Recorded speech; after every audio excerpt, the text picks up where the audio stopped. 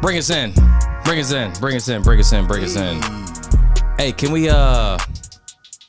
display this brand new layout we have here? We were working some things in our absence. About a 10-day absence of the last podcast. No bull. We apologize for that.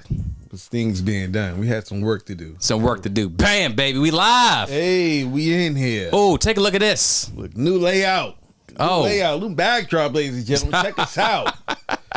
We doing things over here. Hey, they said we couldn't do it. So we went ahead and did it. We went ahead and did it. They ain't want us to have a bigger pool than Kanye. We ain't got a pool yet, but we still working on that. We working on that. We getting there. We getting there. Don't worry about it. We'll be there. Hey, like I said, we live, baby. Dev, what's going on with you? What up? What up, though? Bring you with the Sensational. Oh, wait. I'll take it. I'll take it. Past the future, I thank you. Yes, sir. Yes, sir. What's going on? How the week been, man? Solid week, man. Solid week. I mean, what? It's Tuesday, so I guess it's still like early in the week. But since the last pod, man, things have been moving, man. A lot of good vibes, a lot of good things being done in the world of dev. So I'm glad, man. I'm happy, man. Like, I can't complain. Like, you can always complain. Yeah, but you like, can. What's the point? What's the point? Like, for real. You got to take, you know what I'm saying, pay attention to the good and build on that, you know? How about you, bro? Like, what's the deal? Man, I've been moving, dude. Little bit of travel. Yeah. We tried to do this podcast like last Thursday. Yeah, we've been trying to do this for a couple of Shout out to getting back in the ring. Yeah, we in here. The boys are back. My boys are back on that field. The boys are back in town. Yeah, back coaching as well. Shout out to Josh. Yeah, we've been moving the weekend. Yeah, had a couple games. Yep. Yeah, had I coached 3 games. Ooh. Yeah, it's all now coach life. Yeah, now I would say that it's all under 8 years old, but the boys perform very well. You know, They perform very well. I'm proud of all of them. Proud of the squad that we're building with that. Really? Yeah. They all look good. All of them look good out there. Look, I've seen them boys when you know what I'm saying when they're practicing and stuff like that. Them boys good, man. Yeah, my boys. I'm talking all the boys out there. Yeah, definitely. They all moving. If I can, give them a round of applause too as well. They deserve that. Of course. Yeah, but besides that, man, I'm just glad we finally got here. It had to be a Tuesday at 9:15 p.m. Right, like a little on the late side, but you know it is what it is. Yeah, I apologize for our lateness, but I mean that's how greatness is built. True. Look, Yeah. as long as you got the means and the willingness to get into the lab and get it done, it doesn't matter what time it is. Like, yeah, lateness knows no limit, has no time on it, nothing like that. You just keep building. You can't rush perfection. There you go. I like that. There it is. And you know, of course, I didn't make that up. Borrowed it for somebody. Yeah. Unknown poet. I don't know who said it first, but goddamn, take your credit. Bars to them. Josh, love to see our Rush kids. Yes, sir, Josh. Absolutely. Yo. Man, yeah, I'm proud of them, dude. Honestly, some beautiful is being built in Charles County, Maryland. That is. So, yeah, we won't keep going with it. Okay. A lot more in store. No doubt. That's something to be proud of. So I ain't mad at it. Hey, proud father, proud coach. Hey, let's get into this layout. Shout out to our boy, man. Like that. Drop his name. Shout out to Alan. I can't pronounce his last name. That's fine. Yeah, but shout out to Alan, man. If y'all ever wonder, like all the new layouts and anything new that we got like coming through on like all the shows, like Lessons in Love, BNY, our boy Alan, man, take care of us, and he does amazing work. So shout out to him, man. Appreciate all the hard work that you do, Alan, because he gets it done. And the crazy, we'll give him just like a basic like idea, and then he'll run with it. Let them creative juices get the flowing, and then boom, he never disappoints. Nah, never. No, on time. Yeah, always comes through, delivers.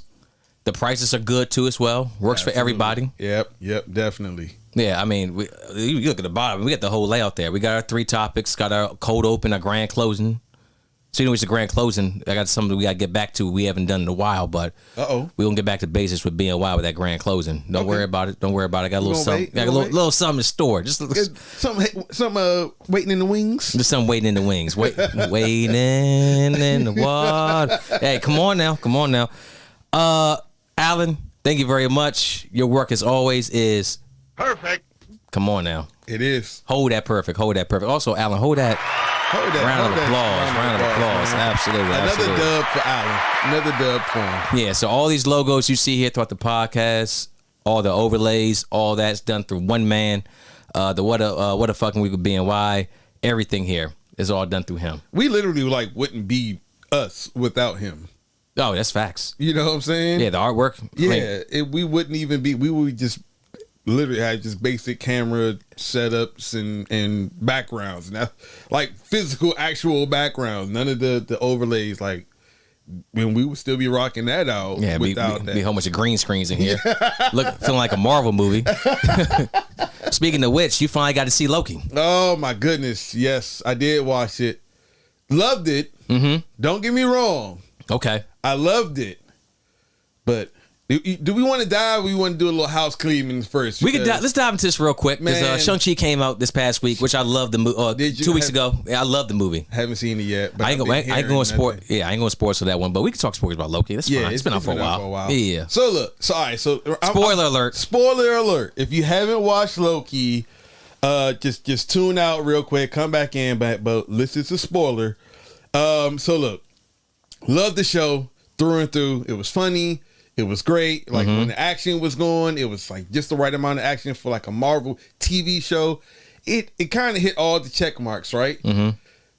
But then it ended.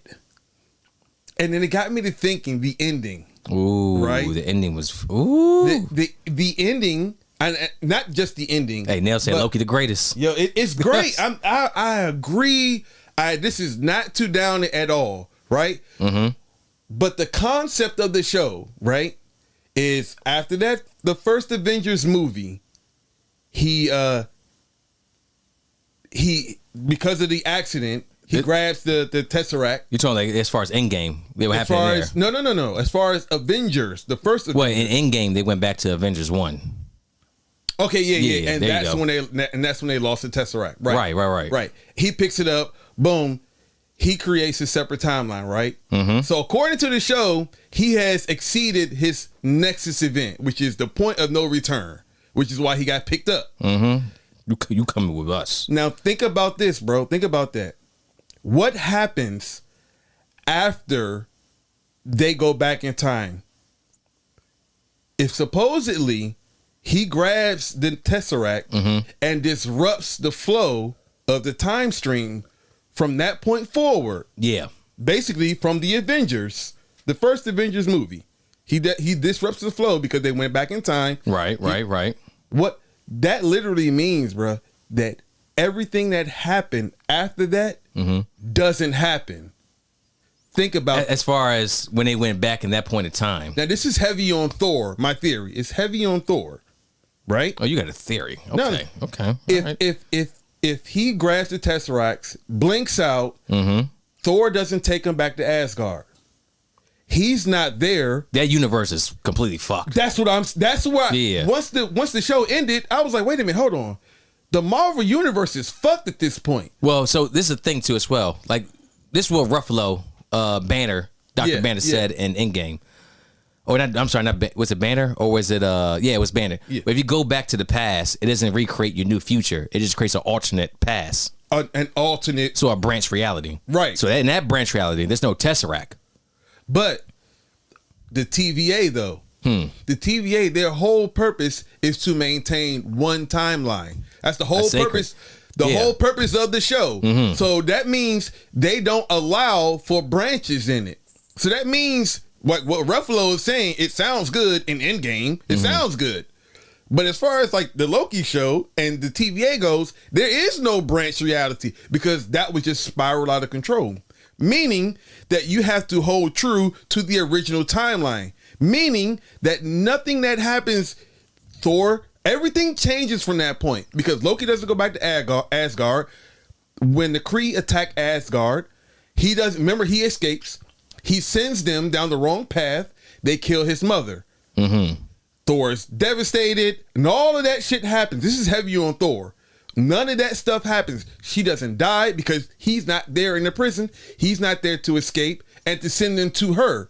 That means that everything from that point forward within the timeline of the Marvel movies doesn't happen. What do we say about old people that are married? Because what happened after Thor: The Dark World? Ragnarok happens, right? Mm-hmm. What do we say about old people that's been together forever? When one of them goes, the other one goes. What happened in the Ragnarok? Odin dies. Yeah. But why does he die? He was fine up until his queen was alive. He just gave the will to life. She died. He no longer had a reason to live. What happened as a result of him failing or him dying? Hela grew in power. His strength kept her at bay. Right. Therefore, Ragnarok never happens if Loki doesn't pick that up. Because the queen is still alive. Odin's still in power. Hela is still there.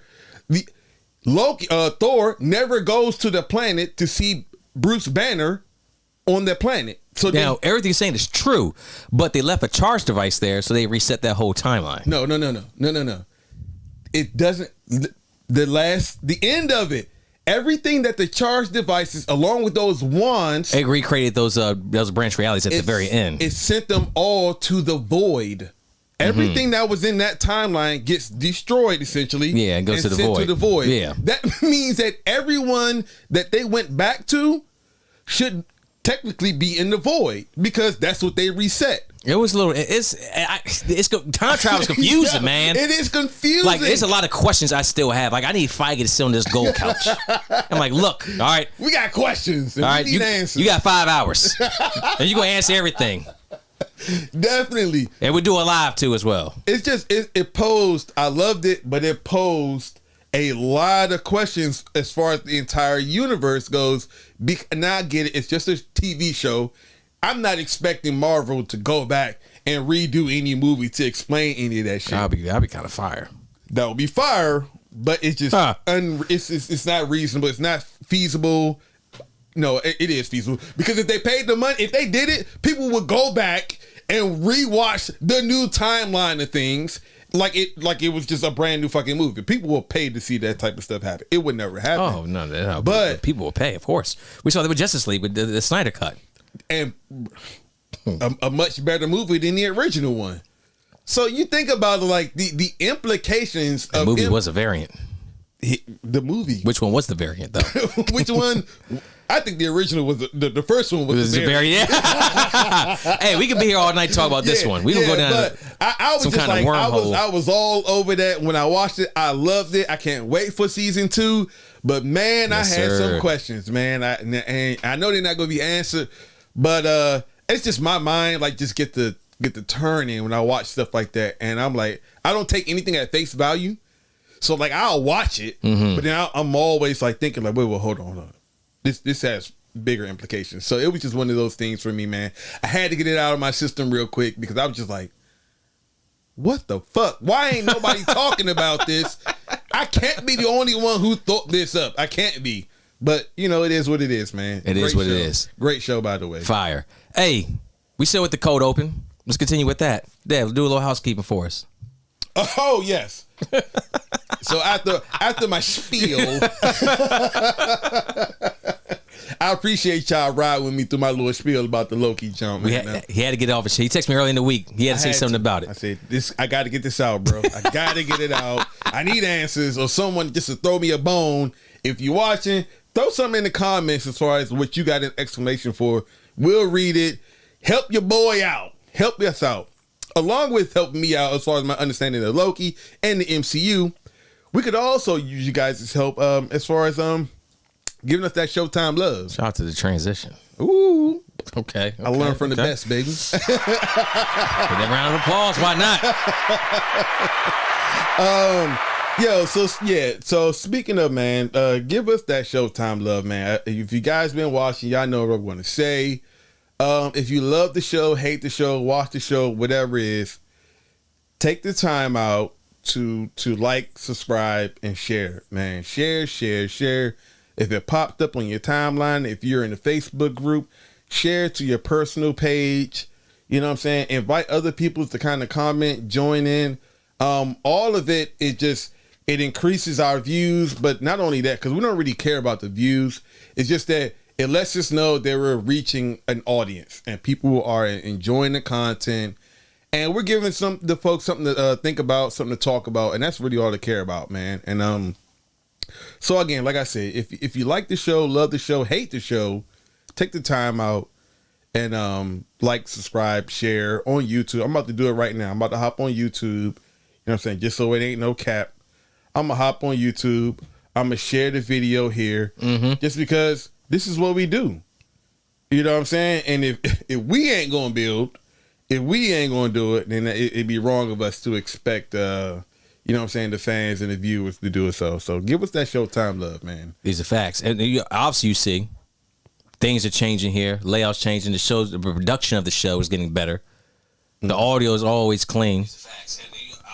But the audio was clean until that happened. That was my fault. That's my fault. But you know I'm doing it though. I'm doing it. It's no cap over here. You know what it is? Every single time we praise the audio, something happens. That happened last week, it right? Did, yeah. Oh damn! It did. We just need to stop praising audio and let it ride from there. See what happens from there. No, everything Dad said is true. You know, we can't grow without the people. So, y'all like it, and like I said, we're not sitting here, you know, running my donations. You know, give us $5, and you never know where it goes at. Right. And if you did, you would know exactly where it goes at. I promise you. See full receipts. Disclosure and transparency over on this side. But a like and a share costs no money. Absolutely. They ain't asking for much. So appreciate your support as always, everybody, ladies and gentlemen. Still with the cold open before we move into our main topics for the night. Last week's podcast, 113, Dawn to Ties. We touched on a few things. The Donda album, obviously, and the Rope Tie Man. Overall, what do you think of the last podcast we had? It was fire. I thought it was, yeah, of course. It was fire. It was good. And I'm not just saying that because it was us. Like, we did it. Like, oh, you got to say it was fire because it's y'all content. Yeah, like, also we had Bishop Sycamore in there. Yeah. That whole saga is still ongoing, by the way. We're following it, but we ain't gonna touch on today. We'll come back to it. But it was a dope podcast, man. Gosh, I wish we could have had Buddy on here. The tie guy. Yeah. The tie guy. Yeah, tie guy. So if you don't know, I actually contacted the man, Rope Tie Man, for comment. We had a little back and forth. He actually agreed to do the pod. Then messages kind of, I mean, he's in South Africa. I'm here. Timing, say whatever you want to. I don't know what it is, but he didn't probably get back to me. So it is what it is. We just ran with the go ahead and turn the air on. Yeah, keep it on low, please. Appreciate it. Turn the fan on, everybody, so you hear that in the background. Just keep in mind that's what it is. It's not the audio. I want your boys baking in here. Yeah. But we reached out to him, so that's what we'll do, you know. We'll try our best. If we're gonna talk with somebody, we'll at least try to reach out to him. Now, tonight you see Russell Westbrook and Drake up there. We're not going to attempt to reach out to these guys. Yeah, that's different. Yeah. Maybe if Russ is still in D.C. Maybe so. But we try more of the ground level individuals, more of the stories that may go unheard of throughout the week. But here at What a Fucking Week with BNY, we try to capture just a little bit of everything. Just some highlights throughout the week. With that being said, you ready to do this? Absolutely. Let's dive, baby. Let me hit this transition. Let me see what this looks like. There it is. I like it. Let me turn studio mode off. Boom. All right. As you see at the bottom, 9/11 is highlighted. Now, if I can I bring in our next screen? Absolutely. Let's show the folks what we've been doing on this side, man. Okay. Hey. As you see, something new at BNY. That way you click on it, you immediately know what we're talking about. You see an image with us and also the @ for social media, two purposes. Hey. Because growing is everything. Growth. Now, everything with 9/11 has been extensively covered. Today's 9/14. We actually originally supposed to do this podcast on 9/11. Yeah. We were on Saturday, but timing was off. You had to be somewhere. Yeah. I ran 2 games that day too as well. Then I had a lot. Yeah, and then I was at a demolition derby, and then you said 8:30. I was like, time is off. You know, so we would make sure that everything was right with the both of us. So, but originally supposed to do this podcast on 9/11, and the thing about it is that it's already been talked about extensively. But one thing I always like hearing too about 9/11, and I don't say I say that subjectively. Yeah. But I'm curious where people were at that time, because it captures a moment in history. You see the men of What Effing Week with BNY, a snapshot of humanity. Mm-hmm. So what we're gonna do here this time, Dev, I'm gonna let you take it first. No doubt. And this is a story I never heard of, and Dev's never heard mine too as well. Just where you were at that day, how old were you, and what you were doing, and how was the scene around you? Okay. Because obviously you and me were both in the DC area, right? When this popped off. So if you could, my good sir, the floor is yours. Okay. All right. So I was a 15-year-old. What's that? Freshman, I believe. Freshman, sophomore, one freshman, of them. Yeah, one of those. Of course, I was in school in DC. And literally, man, what class was I in? Oh, was it a Spanish class? I don't. It was. I think it was Spanish, if I'm not mistaken. And I went to a multicultural school. It was Bell Multicultural. For anyone in the DMV that's watching the podcast, man, even later on, man, if you guys watching these clips, I went to Bell Multicultural in Northwest. And I believe I was sitting in my Spanish class, and literally someone ran. They had like an administrator or a runner, like one of the kid runners or whatever, and they literally just ran up to our door and was like, "Yo, everyone, turn on the news, turn on your TVs in the classrooms," and that's what we did. Turn on the TV. And it was right after the first tower was struck. Okay. So the TV was on in time for us to see the second tower get hit. And we watched the collapse, and we watched it all, and everyone was in awe. And I mean, it was utter and complete fucking chaos, because at this point we didn't even know about the other two, the Pennsylvania crash and the Pentagon. We didn't even know about that. It was just like screen, Twin Towers just got hit by two airplanes. What the fuck is going on? Everyone's freaking out. So of course I had a cell phone at the time, so I'm trying to call because they were like, everyone just like, they wanted to send everyone home, but they couldn't release us because they know you're releasing you too. Yeah, it was like, we don't know where we're releasing them to. It could be subway attacks, whatever the case is, because a lot of kids catch subways, in DC buses. We don't know where the next one's going to come from. So they wanted to release everybody, but they couldn't.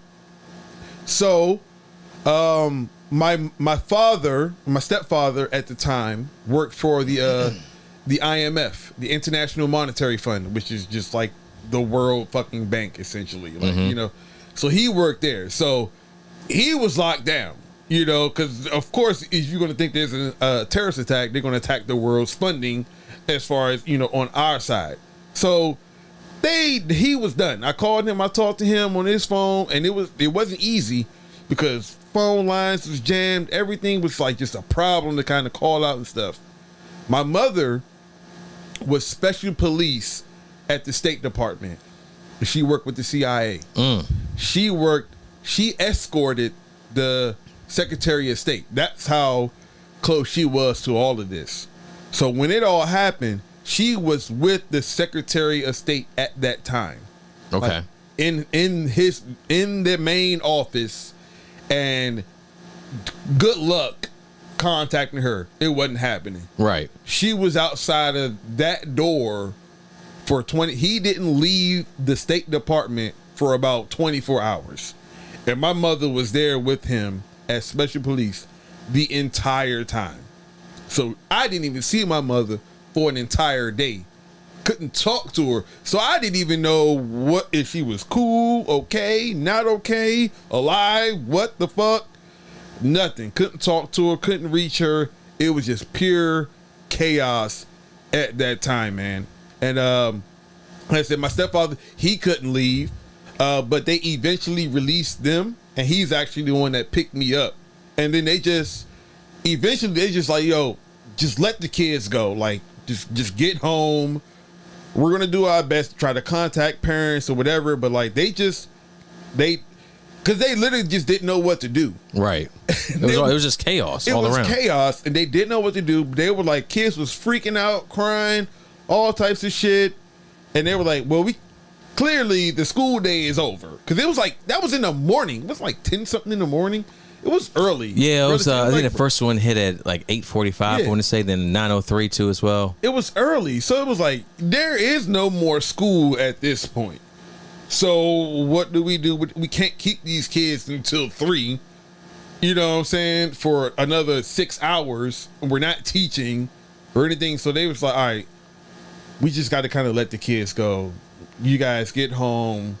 And we're gonna try to contact you all's parents to let them know what we're doing, and it was just fucking chaos, man. And I mean, like, I think that day, my house from my school was probably about somewhere in the avenue of about 3 to 4 miles. I just walked home. I walked home that day. And I walked down to Georgia Avenue, you know what I'm saying, for those of you all in DC. I just walked the avenue all the way to my house and got there, and I just sat. My stepfather pulled up not too long afterwards, made sure I was okay. He was like, I can't get in contact with your mom and what's going on. And me and him like sat in our basement, and we just like watched the news and just literally just tried to figure out what was going on in the world at that point. And we were lost. Like there were no answers in that moment. So we was just like, as long as we didn't hear anything about the State Department getting hit, we was cool. Yeah, because that's where she was, and that's just kind of how we rocked out that day until she got home, and she was just like exhausted. And I mean, they had her all over the place. She had to like evacuate the Secretary of State to like a secure bunker, and it was only like a certain number of people that was allowed in there with them. I mean, it was pandemonium, is what it was. And then the damn Pentagon gets hit. And that just took things to a whole new fucking level. And it was just bad, man. It was bad. It was a really sad, dark fucking day for a lot of people. But I could just say from my experience as far as the kids go in high school, you think you got things figured out because you're getting a little bit older. You start to feel yourself. But of course. Some shit like that happens that is just completely out of your purview, you really see like the vulnerability of our kids. You know what I'm saying? Like, because kids, they rely so heavily on, you know what I'm saying, their surroundings and their upbringing and parents. And even like the kids that are assholes at times. Like when you just like, you don't have an answer as a kid. And so you look into your parent and your parent's like, I got nothing. I don't know what to tell you. I don't know what to tell you. I got nothing. I got no answers. I got nothing for you. And that's a scary, I can imagine, even now as a parent now, I can imagine that's a scary moment to not have answers for your kids when something like that's going on. Because what do you say? Parents had no answers. Government had no answers. No one had any answers. It was just like, everyone was literally just waiting to see what happened next. And that was my day. That was my day, bro. Crazy. That was my day.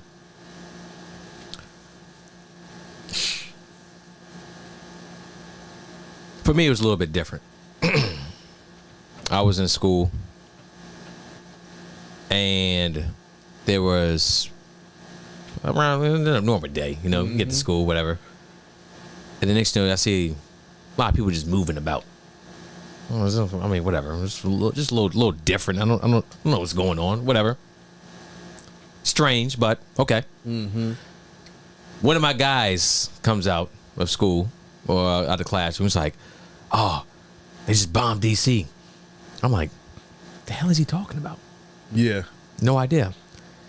Next, no, teacher walks in, like, everybody sit down. Bring in the TV, turn it on, and we see everything. You see plane 1 hit, then you see plane 2 hit. And it's like, oh, fuck, what the hell is this? And at that point, you know what was about to get hit next. Right. You had no idea. None. Obviously, World Trade Building's pretty popular building, but, I mean, you had no idea. Next, you know, went to a private school. Parents were coming in, picking up kids. My mom came and eventually got me. That's why she really got. I think, you know what, I take the TV back. I think it was a radio at the time. Okay. I don't think we had TV in the classroom. It was a radio, I want to say, that we would listen to. Radio didn't get so much. Because at that point in time, it was all chaos. No one knew what the hell was going on. Right. Because the first person's like, oh, a plane hit a building. It was like, damn. That's tough. Oh, yeah. Wow. Were you thinking that it was like a small plane? I was thinking it was like, because when you first heard it. Yeah, it was like a little prop plane hit a building. That's like crazy. Okay, my bad. It was a full 757 airliner that went straight crash into it. Damn. Yeah. So, the next one happens. You hear about that? I was like, oh. Well, hold on a second. This is a little bit different. This is deliberate? Yeah, exactly. So, like I say, everybody's picking up. My mom comes, picks me up. My sister went to the same school too as well. So we get in the car where she's like, yeah, there's been some kind of attack on the World Trade Center.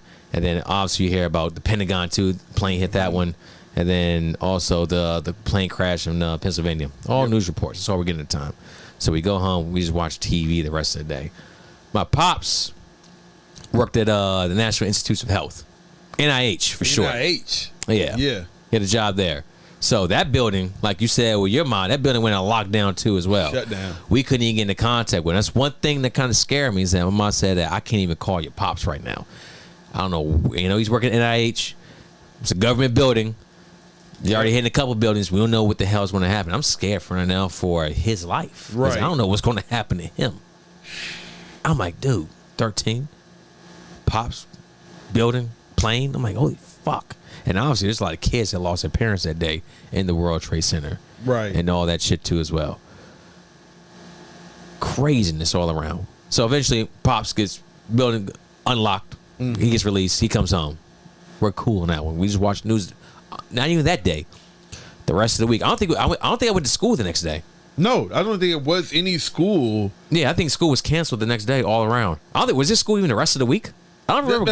I don't remember. That was a Tuesday. Wasn't it a Tuesday? It was a Tuesday. Yeah, there was no school. There was no school for like the rest of the week. Yeah, I think the school just. I don't remember going to school the rest of the week. I think that was just. Yeah, I think it was just canceled. Yeah, they shut the year. Yeah, so obviously, you know, parents religious. Went to church that Friday. Friday church was packed. Sunday church was packed too as well. Yeah, like it was just out the ass. Like just people coming from all over. I'm like, I ain't never seen you. I ain't never seen none of y'all here. But you know what? That's fine though. Cool. But it's just the fallout from that. And it was just me being afraid as a child too as well, that, you know, you being afraid too as well, that my Secretary of State, you know what's going to happen. My father, NIH, both of them working prominent jobs in the D.C. area, government, you know what the hell is going to happen. Yeah. It was scary. Let me read this comment real quick from Lord. My mom recollects what it was like being in school and learning of Kennedy's assassination over the PA. That'd be crazy. Imagine sitting there and you just hear that a president was killed over a PA system. That's how you hear it. Yeah, that's wild. Like, there's no like, now you got Twitter, you got social media that can kind of work you towards that a little bit, but that's just boom, it's right there, in your ears. But now, 60s was a wild time, man. Now, you remember like how like them old school like PA system used to come on. You would hear that and you thinking, all right, okay, they're about to tell us like the lunch schedule, or we'll have pizzas, or whatever PT, whatever the fuck your little information is. At that age, you're not thinking you're going to hear about an assassination of the president. You're thinking we about to hear about what's for lunch. Yeah, you sitting there, the guidance counselor come on. Students, if you're not sitting, I need you to take a seat. Teachers, gain control of your classrooms, please, because we have a very traumatic. And then they come out with Kennedy being assassinated. Oh my God! What? Like, hold a second. The president? Which Kennedy? Goddamn it! Who are we talking about right now? Oh my God! No, I couldn't even imagine, man. That's too much. Now let's evolve this conversation a little bit. We talked about what it's like for us. How do you think 9/11 has affected the world since? It's a loaded question. You can take it any way you want to. Yeah. Look, I'm gonna dive right into it. It fucked us. It fucked the world stage in general. I'm not saying that we may not have been headed in this direction, and I'll get to what I'm talking about. Eventually, we may have still gotten to the point where we are, but I do believe it pushed the envelope. It pushed it up further. And what I'm talking about surveillance. I'm talking about monitoring. The Patriot Act. Yeah. Because that came out quick after that. Eventually, I believe we would have gotten there, just with the advent and the of technology and the progression of technology. I believe we would have eventually gotten there at some point. But that just shook the entire world up, man, and it just pushed everything. I think that was like a good. Not even trying to be funny, bro. I think it was like between a good 10 to 20 year advancement. It pushed us 20 years in advance as far as like with the Patriot Act and monitoring everything. I think it advanced it, and not in a good way. I mean, from the moment on, you remember not too long. This is 2001. So what was like 2003? You couldn't even go out and buy 3 bags of fertilizer. Remember, it's like not too long after they were monitoring. People, if you bought enough, you went on the list. At that point, just a couple years after that happened, they were already monitoring people's purchases, internet search histories, people searching up how to buy fertilizers. And what's that, nitric oxide and all this type of stuff. You set it off. Internet history is being watched. Everything's being watched. Everything. So you had just people just randomly doing what they believe is their normal day to day, and a week later they getting a knock on the door because they done bought 5 bags of fertilizer, but they're farmers. Yeah, exactly. Goddamn. Like, but my last name's Brown. Salt to the earth. This is what I do. What do you mean? See this green thumb? So it literally like advanced everything like 10 to 20 years, man. Like where people, you couldn't move a certain type of way after that. And I think it fucked the world, because now what started happening after that? Social media boomed. But then not too long after social media started like cranking, you had like everyone's social media being watched to a certain degree. Facial recognition. You start seeing cameras all over the place. And it wasn't like it was hidden. It's literally like, hey. Well, the camera's there. Yeah, it's like, hey. I see you, you see me. It's not just a camera now. We have a database, you know what I'm saying, the NSA. We're tapped into all of these cameras that you see when you're walking down the street, when you're at the corner, when you're whatever the case is, your fucking laptops, the cameras, you remember like that shit, like everything. People was like figuring out that they were being watched. They were like tracing back like the little IP addresses and shit. Like, hold on, someone had hacked into my laptop. People was being watched, just sitting behind their desk, just like we are right now. Shit was bad. And let's not forget this too as well. Military bases across the world changed. My mom used to take a route through Fort Meade to get to the hospital she used to work at. Oh, that was done. But because at first you just get on, drive license on, go and do your thing. No more. Nah, you're done. My boy said, even back in the day, he said, my man, I ain't gonna say his name. He said, Rick, I'm telling you right now. He said, before 9/11, he said, Andrews Air Force Base. He said, look, he said, before 9/11, he said, everybody used to be up in this the club on base right there. Base club, base club. He said, man, everybody used to be. I'm talking about WPGC 93.9. Man, they had women coming in on buses coming in too as well. He said, man, that was a spot. Before he said 9/11 fucked all that shit up. Wow. And I was sitting there thinking, like, he said, man, I beat my blues, 10 tie off. He like the movies. You see the general in the club, with the jacket off. You good? Yeah. Having a good time. Yeah, exactly. With a cigar and all that, sitting there drinking. With the people around him. Yeah, that was real shit. Changed it. They shut all that down, obviously, because they ain't the security for that. You can't just be coming on as you had the common access. Just because you got a license. Yeah, so all that got shut down. Airports changed forever. Oh yeah, TSA. Jesus. TSA Christ. Went right into Homeland Security popped up too as well. Yep. And then we got Afghanistan. You went in for Bin Laden. You got him 10 years later. And then you saved for another 10 years after that. See the how many people died in between that? Those 20 years in Afghanistan. Well, now I don't want to sound insensitive. Iraq. I don't want to sound insensitive, right? Because every life matters, right? All lives matter. What you about to say? But it's this was a war for the ages, right? And I commend every service member that participated over there in one time for the service members. Yeah, absolutely. Yeah. But what's crazy is if you frame that in perspective, compared to other wars we've been in, I will say we've definitely done, as a country, we've done an amazing job as far as advancing our technologies, our capabilities, in the means of reducing the loss of life. So you're talking like drones?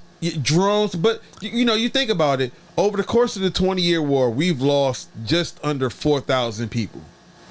Now this is a 20-year. Now that's American, as far as like American lives. Yeah, American lives. But Iraq, you lost. I mean, it's 100K. 100K dead Iraqis. Yeah, and that's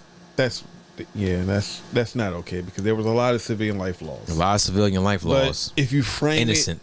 If you frame it in the perspective of like World Wars I and II, there was a lot more civilian lives lost, and so the advancement in our technologies and being able to minimize certain what do we call it? You try to minimize the effect of your actions. I can't remember. What is it, like collateral damage? Yeah, there you go. All right. Minimizing the collateral damage. Like it kind of forced us to revamp our way of thinking, revamp our way of fighting war, because even though a lot of like Iraqi and Afghani lives were lost, what I can say is that we really had to realize, like, look, we might be fighting an unknown enemy, but we can't just go in destroying everything. And so we, as a country and as a military, they really had to start thinking about the way that they did things. And I will say, to a certain point, it was a success. But anytime you have innocent civilian lives lost, it's still a loss.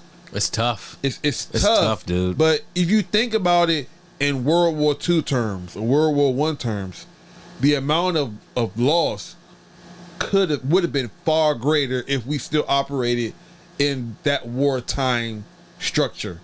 As far as like they was just, or not even that, like Vietnam, when they were like napalming and just carpet bombing, entire, villages and just sections of the country. There was no care for loss of life. That's why napalm is illegal. That's why, as far as white phosphorus. Yeah, rules of engagement. Yeah, it was like, you can't do that. So just imagine, like, if we were still operating under that very archaic mindset, archaic way of fighting a war, bro, the loss of life would have been staggering. It would have been way worse. So I will say that not necessarily something good came out of it, because our defense budget spending skyrocketed, and it's like the next 26 countries combined. Still is to this day. It still is to this day. But, I like to think that the money was put to good use somehow, some way, as far as like minimizing and developing and learning, even though I don't agree with the whole Big Brother state. Cell phones, Anything we tap. Amazon, Alexa. Everything, man. I mean, we're doing a podcast right now, too, as well. So, I mean, we're just... We out there. Look, we just talking.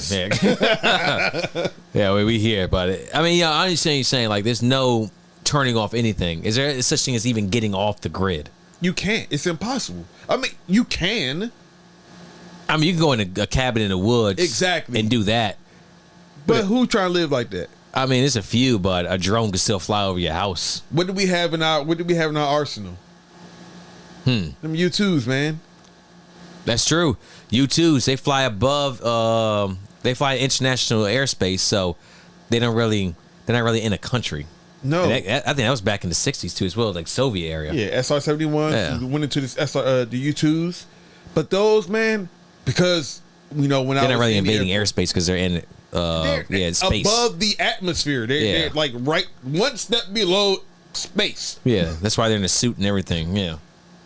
I had the privilege of watching some of the pictures and some of the intel that these dudes would gather. Bruh, that high up, these dudes, they could take a fully developed picture of a quarter from above the Earth's atmosphere. That's ridiculous. Like, that's nuts. That's wild. Are you serious? I seen the pictures, bruh. Oh my like I ain't gonna name it because I ain't trying to just throw out all where these locations are, even though it's public knowledge, but it is. But yeah, you find the knowledge. We ain't telling you. Yeah, you find it, look it up yourself. But yeah, bro, like these dudes, they were showing us pictures of the intel that they were gathering, and I mean, you would never know. You can't look up and see it, so you'd never know that they're present. It's out of human eye. Yeah. It was crazy, like the advancement in surveillance. Like people think like cell phones and cameras. Like no, it's so far above what even you may be thinking or even aware of. They're monitoring you at a level that you can't even comprehend. As a civilian that doesn't know anything about the military, data collection is data collection. Yeah, I mean social media is data collection. You have a phone, it's data collection. Like you have a phone with no social media, it's still data collection. Text messages have to go somewhere. They can hit somebody's server, right? True. They're gathering it somewhere. Phone calls go somewhere. And they're filtering all the conversations, all the keywords, all that type of stuff. Like they're gathering it, they're listening to it, and they're just building a profile. Yeah, it's definitely hot words. Like you can find that online. Yeah, they're building a profile on you. You know what I'm saying? That's crazy. What movie was it? Was it Adam Sandler, Ben Stiller? You can't say bomb on an airplane. You can't say bomb on an airplane. What was that? Yeah. I think let's say it was one of Look, let's bring it full circle to this. You think there'll be another 9/11 type event? Absolutely not. Not on the scale and destruction. No, I don't think it's even possible right now to perform something of that scale. It's not possible. It's impossible. And I don't even like saying that word. Yeah. But if anything happens from this point on, it's because someone allowed it to happen. Technology has changed so much that it'll be tough. And there was warning signs before 9/11 with the guys training on planes, all that. There was a warning that went out like back in January of what this was trying to happen. So there were signs there that weren't taken seriously. Exactly. And then you got what you got. Now we're not diving into conspiracy theories here. We're just going to report the news as it's reported. As it was already been reported. We're just leaving it what it is. If we can do something here for a second, you and me, Dev, if we could take just a quick 8 seconds for the lives that were lost that day. We'll take our glasses up. Go ahead and pour yours. I'm going to do a few things over here on my side. I'll keep this camera view we got on. We ain't going to change this up. We'll make this happen. Do it properly for the lives lost that day. All right, sir. Cups up. Give me 8 seconds, please.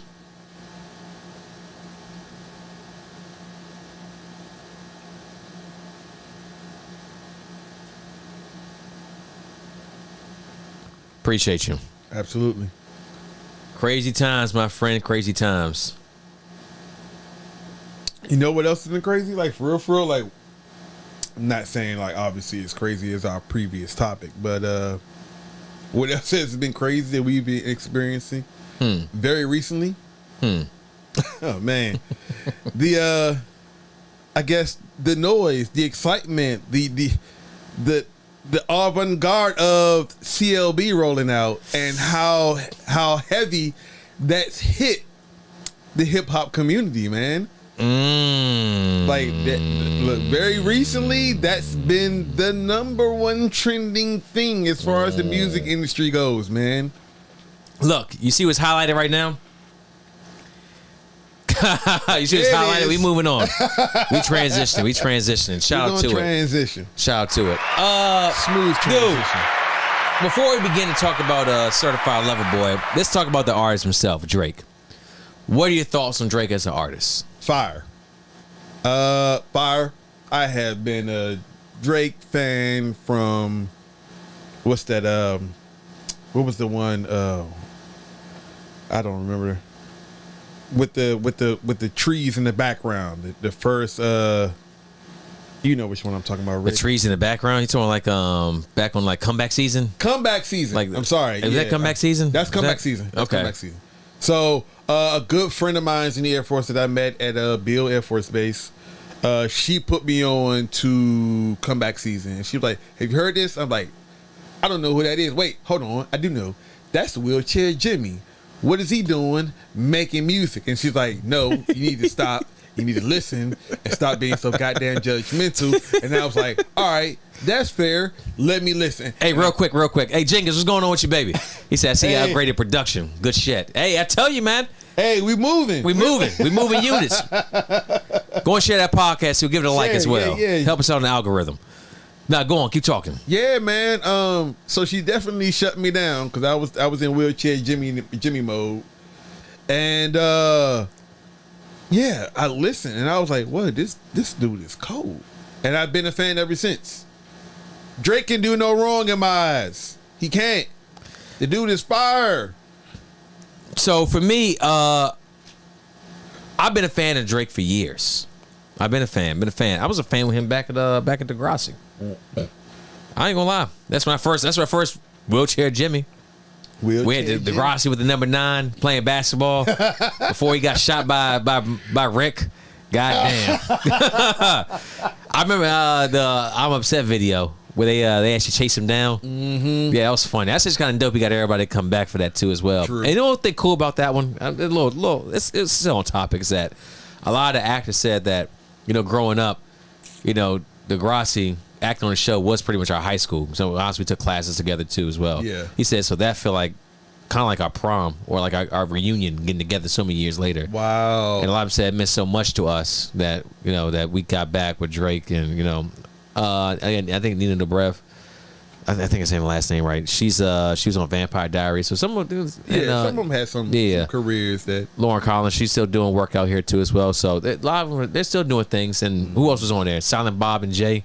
Yeah, they were on that show too as well. So they're cult classics. Yeah, cult exactly. Heroes, so yeah, so it was cool. It was cool. You said Drake, he fired and he real cool with Millie Bobby Brown. Hey, it's funny. My God. Hey, we were talking that earlier too as well. We'll get to Drake. We're gonna get there. We was talking about that earlier. Yeah, we'll get Drake in his college red shirt program. We'll get to that. Red shirt and freshmen. Oh, yeah, red shirt and freshman, high school freshman. Hey, hold a second. Let's focus on the music. That's what we here for. Yeah, this is why we here. Let's do that. I'm a fan of Drake. There's some things with Drake that as far as, all right, so while we're Kanye, I said last week, Kanye to me is production. It's how he arranges his tracks. Mm-hmm. It's how he directs his features, rhythmic pattern, overall composition of the music. And rollout. And rollout too as well. Kanye's rollouts are always fire. Best rollout in the game. One time for Kanye's rollouts. This is always good. Always good. Sensational. As far as Drake, when it comes to him, I look at him as bars, stories. Yeah. Also, how his flow on the beat too as well. Yeah. Okay. Yeah. How he commands the track. also one of the things. Also, it's R&B side. Hey, do your thing. That's what you do. That's part of you being as an artist. I know a lot of people like, man, I just want Drake to rap. That's not who he is as an artist. Drake's gonna give you the R&B. He's gonna give you some rap tracks. He's gonna give you some pop tracks. He's gonna give you a little bit of everything. I mean, man's even diving the dance hall, all that, the different accents, whatever. I ain't gonna say I liked all of it. Some of them cool. I ain't gonna go full needle drop with it and just shit on the man just because I don't like him. But some I do like, some I don't. But overall, as an artist, I'm a fan. I put like this: that man music come on 1 o'clock in the club. I'm right there along with it. You gonna be bopping to it. I ain't walking out. Come on now. You gonna walk it like you talk it. Exactly.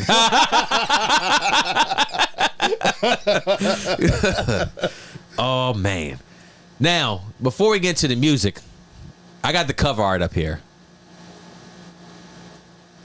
There was some controversy surrounding that too, wasn't it? Talk on it.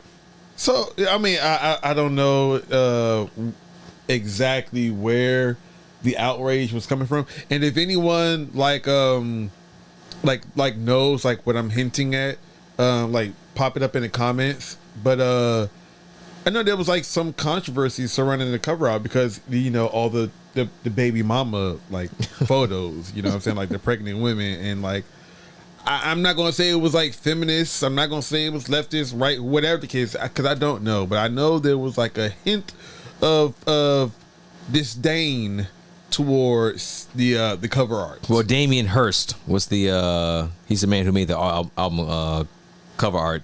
12 emojis of pregnant women, different clothes, obviously, hair colors, skin tones.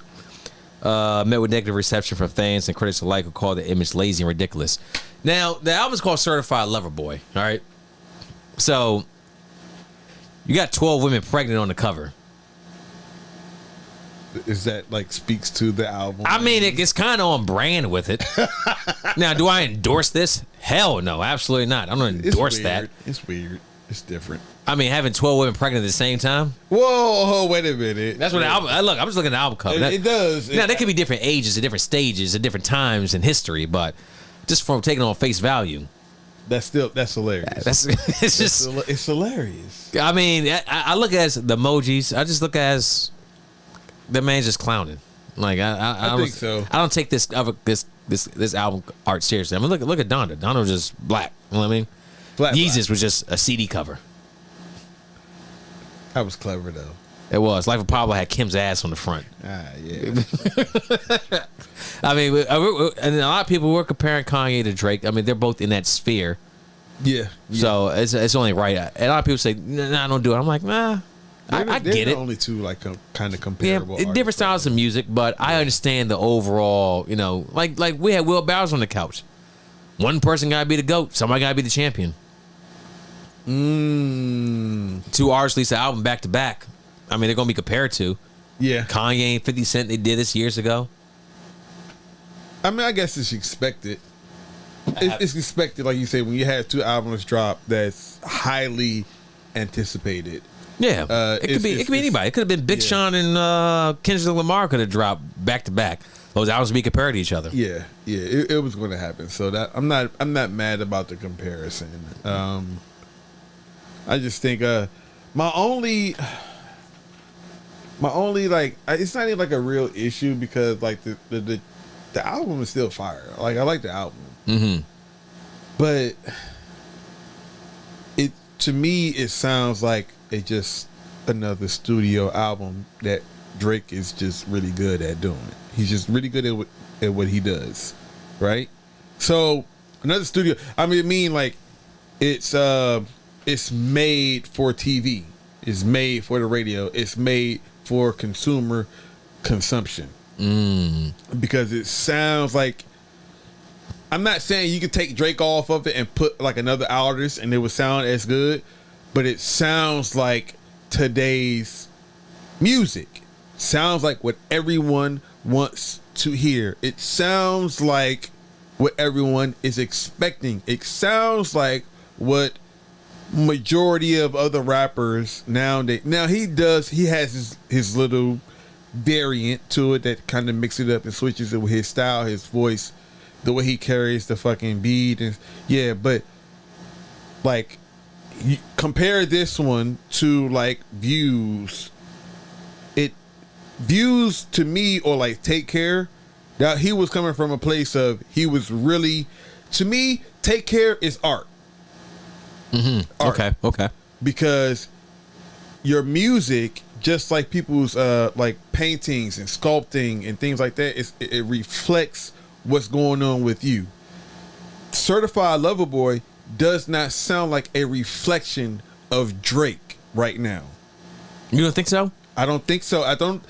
Now you can say like he's pompous, his ego is fluffed because he's doing such big things, but like Take Care, like after the whole like with the Rihanna thing, and he was like crushed, and then all that type of stuff that was going on with him, just like with Kanye with 808s and Heartbreaks, that was a reflection of him and Rihanna the been artist. on and off for years. Huh? Him and Rihanna been on and off for years. Right.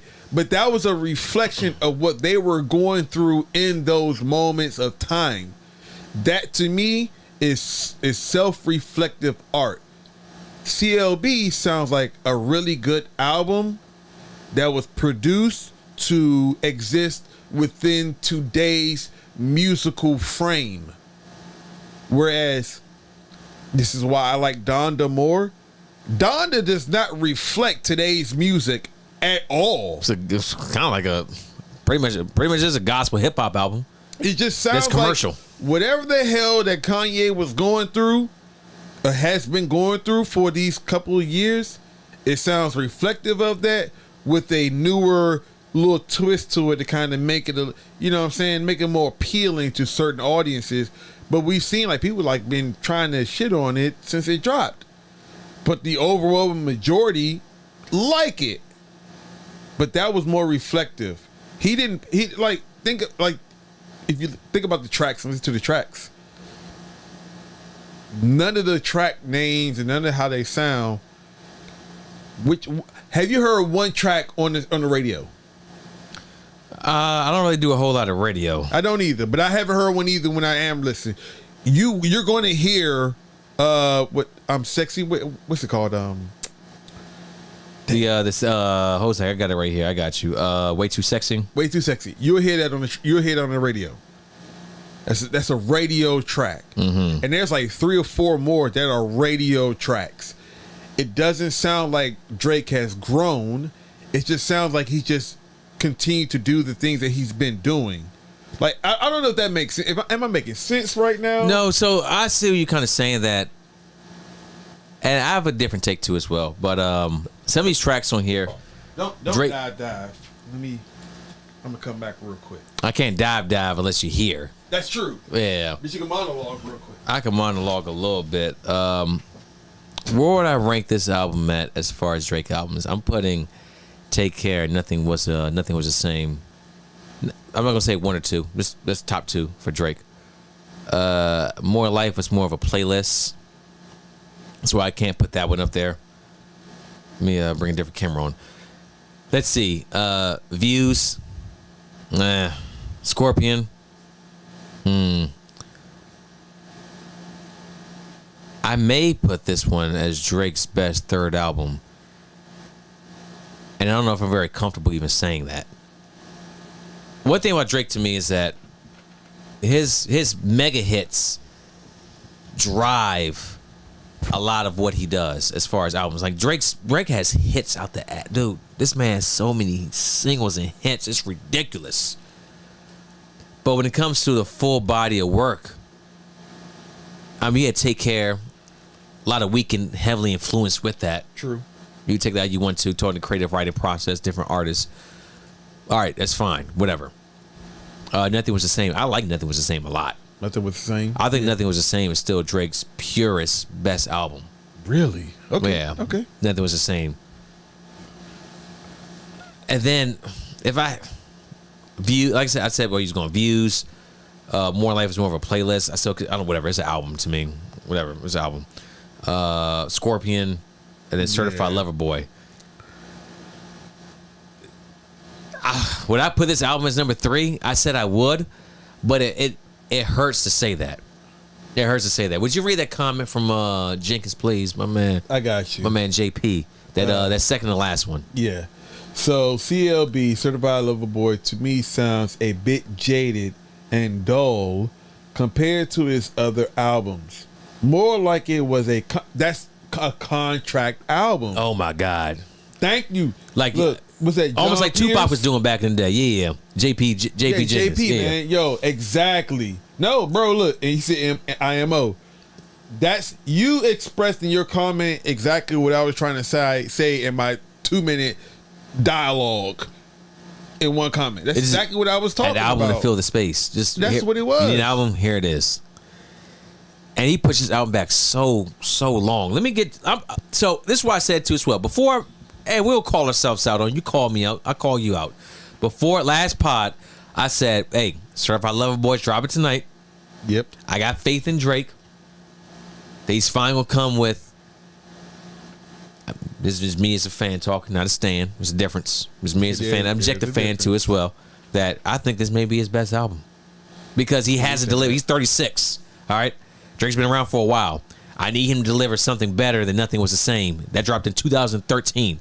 This is 2021. It's been almost a decade. All right, Views was lackluster. Scorpion was it's tracks on there, but most parts it was pretty late. It came and went. More Life. I mean, you say it was a playlist on the album. I still consider the album. We consider the playlist. Whatever. There's some tracks on there too as well. There's tracks on all of them that are good. Right. But sometimes it leaves a lot to be desired. Scorpion had a lot of tracks. I think almost like 20. More Life had about 18. This had 21. I need Drake to go back to the 12, 13. Drop my phone. The 12, 13 track format. I need him to trim a lot of the fat. If he trim a lot of the fat on this album, then we have something here. Now, I said that because I have faith in the man. I have faith in the man. And JP, you'll get your comment to in a second. I have faith in the man that he will actually drop something better because it's been overdue for this man. That's one of the reasons that I've said before in the article that I feel that Drake is a James Harden of rap. Oh, I need you to explain this. Great regular seasons. When it's playoff or album time, you leave a little bit to be desired. Well, I mean, okay, you say that. James Harden, great regular season numbers, MVP, all the awards. When it's studio album time, you just leave us wanting more. When it's playoff time, you leave us wanting more. You have the daily step back, James Harden. Drake, you got the daily single that kills it. But when it's time, I just need something to be delivered a little bit more. You can read JP's comment that we're going to love this track listen to as well. All right, so JP, shout out to JP, man. Appreciate you commenting, bro. Round of applause. You are definitely helped steer the conversation, so we appreciate you, buddy. The marketing. He just popped up with the second one. All right, okay, hold on. Let's run with it.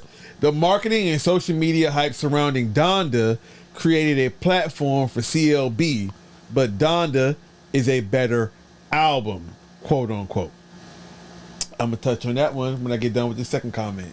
Again, from JP. It's like how J. Cole still can't catch the fire he had since Forest Hill Drive. That was art. His albums since then sound forced because there were such high expectations after Forest Hill Drive. So if you're great, can you deliver after being great? That's what LeBron constantly number one pick, the hype. Man, we're past the hype. Told do different things, but same objective. Delivering on hype. Can you deliver on it? That's one thing about J. Cole too as well. J. Cole's best album is Forest Hills Drive. He has not delivered anything even close to it since. Nope.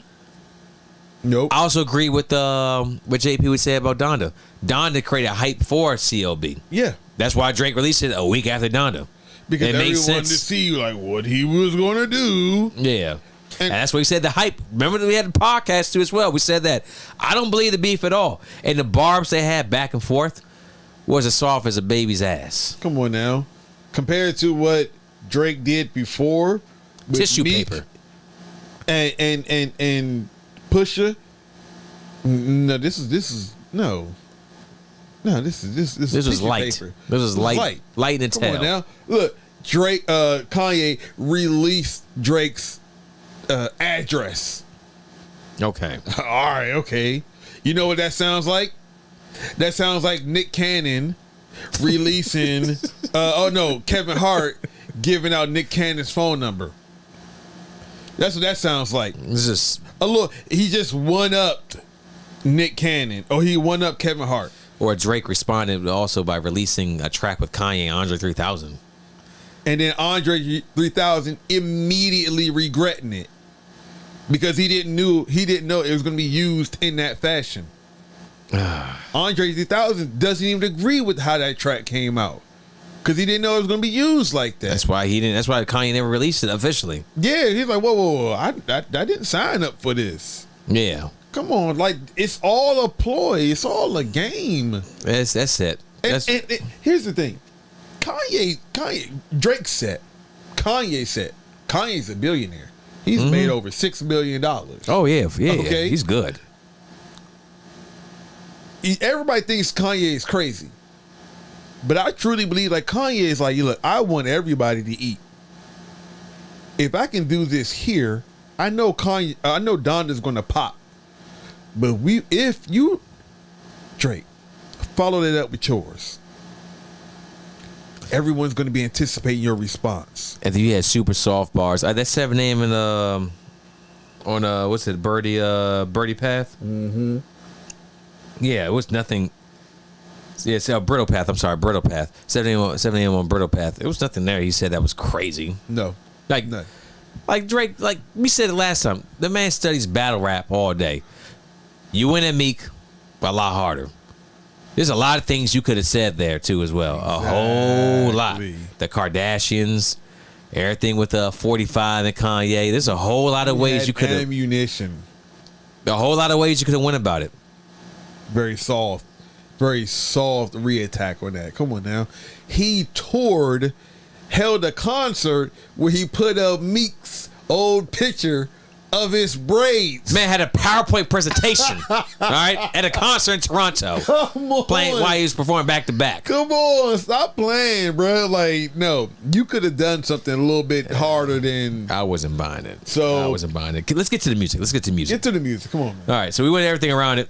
I said after you said I was crazy, but I think it's gonna be his best album. All right. I said that. You said that was crazy. You're nuts. I went on the limb. I said, look, I'm gonna have faith in the man. They call you the sixth guy for a reason, right? Yep. All right, see what you got. What happened?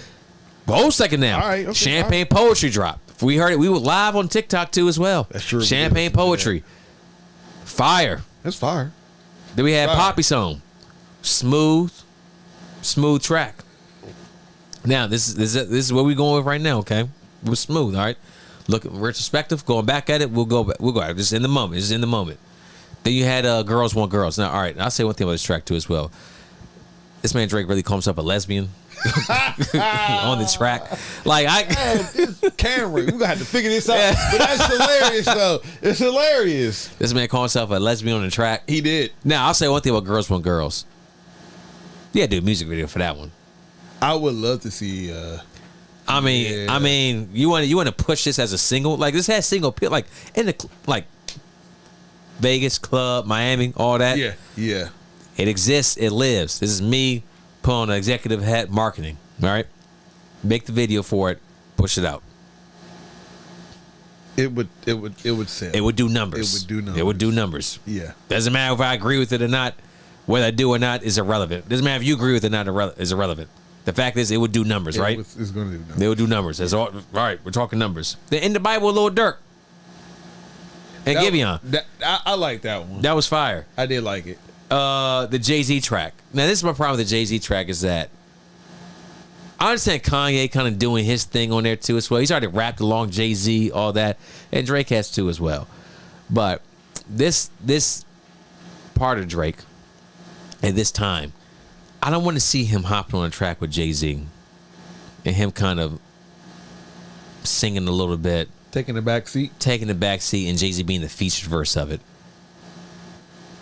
Oh, I got you. I see what you're saying. I ain't saying, I am saying it. Fuck it. Why not go bar for bar with the man? Why not? Point, you got nothing to lose. Why not do it? Why not?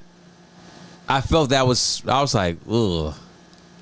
That's kind of a miss. That's kind of a miss. Kind of a miss for me. Like a misstep. a misstep. Yeah. Like, I ain't saying the track is good or bad one way or another. That's irrelevant to me. The fact is that you had a whole feature. Why not just rap? Why not put your bars out there, then put Ho's bars out there? The only way to take down the king is to take down the king. You got to take him down. You don't take a backseat to the king and expect they were to call you the GOAT. That's not going to happen. Now, you the one that said that I'm not top 5 and I'm not top 2.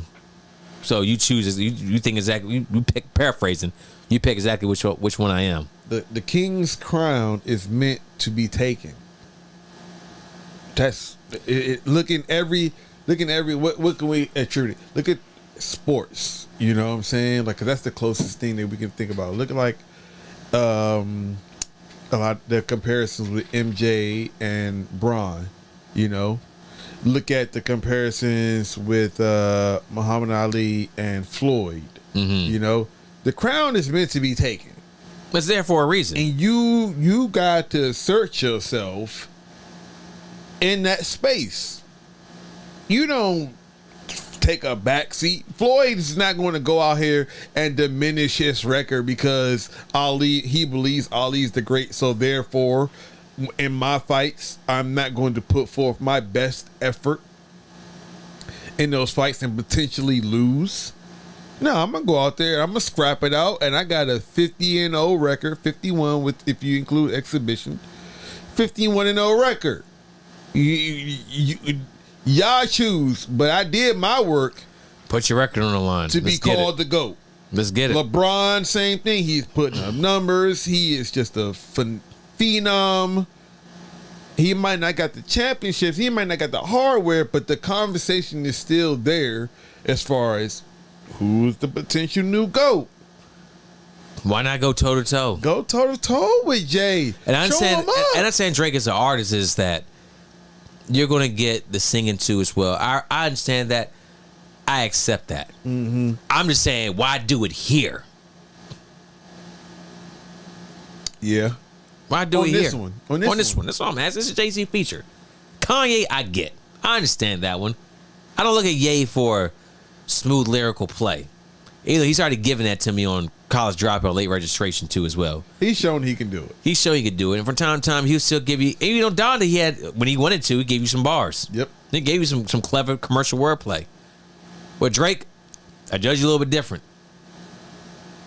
If you're going to have him on your track. I don't know. I don't get it. There'd be some Stan yelling at me saying otherwise, but whatever. You had Jay-Z on the track. Why not try to take his head off? Moving on.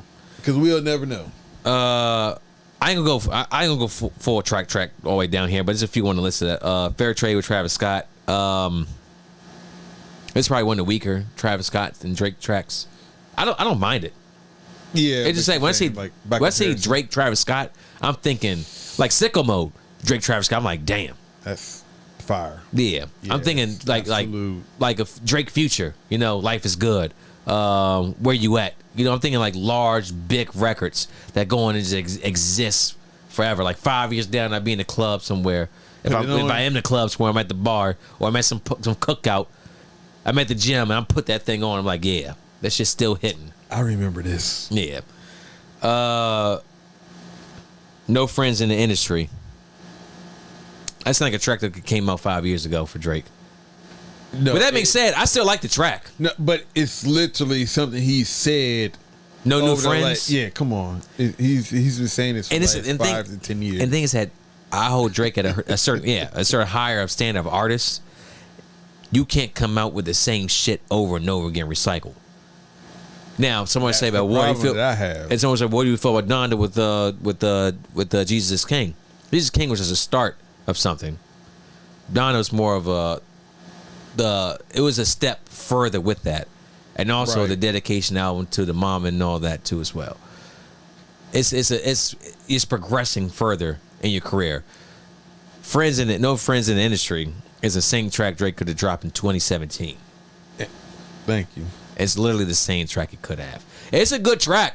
I like it. I'm not leaving the club 1 a.m. if it's on. I'm not doing that. But what does it do for the catalog? Where's the growth, bro?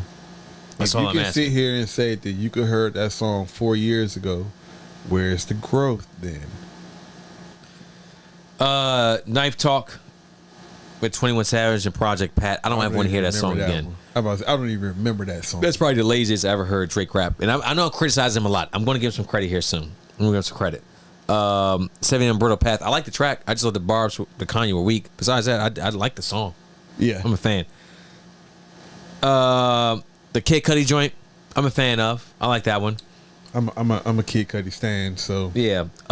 You Only Live Twice with Rick Ross and Lil Wayne. That was good. Yeah, that was solid. That was good. The Remorse, the outro with the piano. Wow. I don't even think I listened to it. Dude, I love that track, man. I love that track. I like that track a lot. But all in all, with the artist, the quality of Drake, like I said, the intro, I love the intro. Like that's one of his best intros he ever came up with, next to Tuscan Leather. Honestly, it is dope. It's dope. Honestly, I'm not sure which one is better. Like I've been trying to go back and forth. Like, is Tuscan Leather better than Champagne Poetry or Champagne? I don't know, dude. Because both of them they have the beat switch too as well. Like I don't know. One A, one B, and I don't know which one is B. Tuscan Leather is fire. Tuscan Leather is fire, dude. It's fire. I'm telling you, nothing was the same, Drake, dude. That was just a different animal.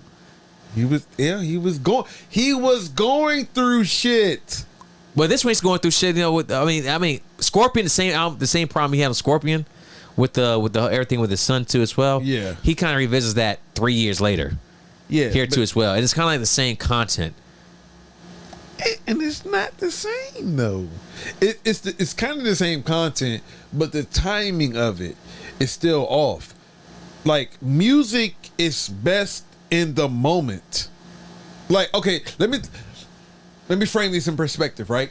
Say that, we'll read JP's comment, then we'll move on to our next one too as well. Think about this. Okay.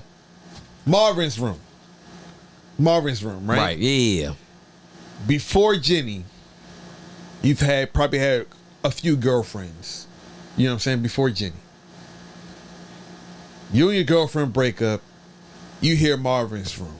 You fresh off of a breakup. Mm-hmm. You hear Marvin's room. It resonates because you know you want to call her back. You fighting them demons. You want to let her know you thinking about her, but you tugging. It's tug of war within yourself with the phone. Mm-hmm. Now, Rick. 12 years, right? 12 years. Yeah. 12 years later, you hear Marvin's room. Oh, that's dope. Marvin's room, ain't 12 years, about 10 years. No, I'm saying like, no, you being married for 12 that's why I'm 10 sorry. years. 10 years for me too 10 as years, well. 10 years being married. Yeah. You that don't even matter to you. That's 10 years. Nothing. Yeah. Shout out to you for 10 years, man. But you now, let's do that. you hear Marvin's room, it's still a good track, but it won't resonate with you the same as opposed to if it dropped in that breakup. And you know what? You bring a good point.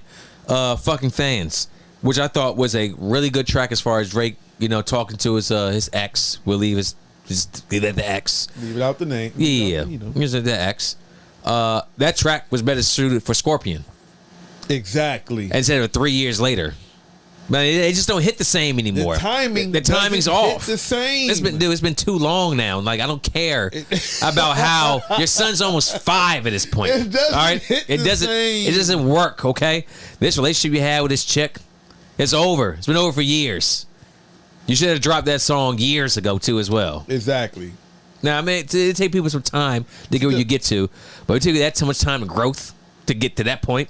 I mean, damn, dude, for real. Like, I'm not really trying to hear that right now, bro. It's just exactly. It's like an apology. Some apologies are too late.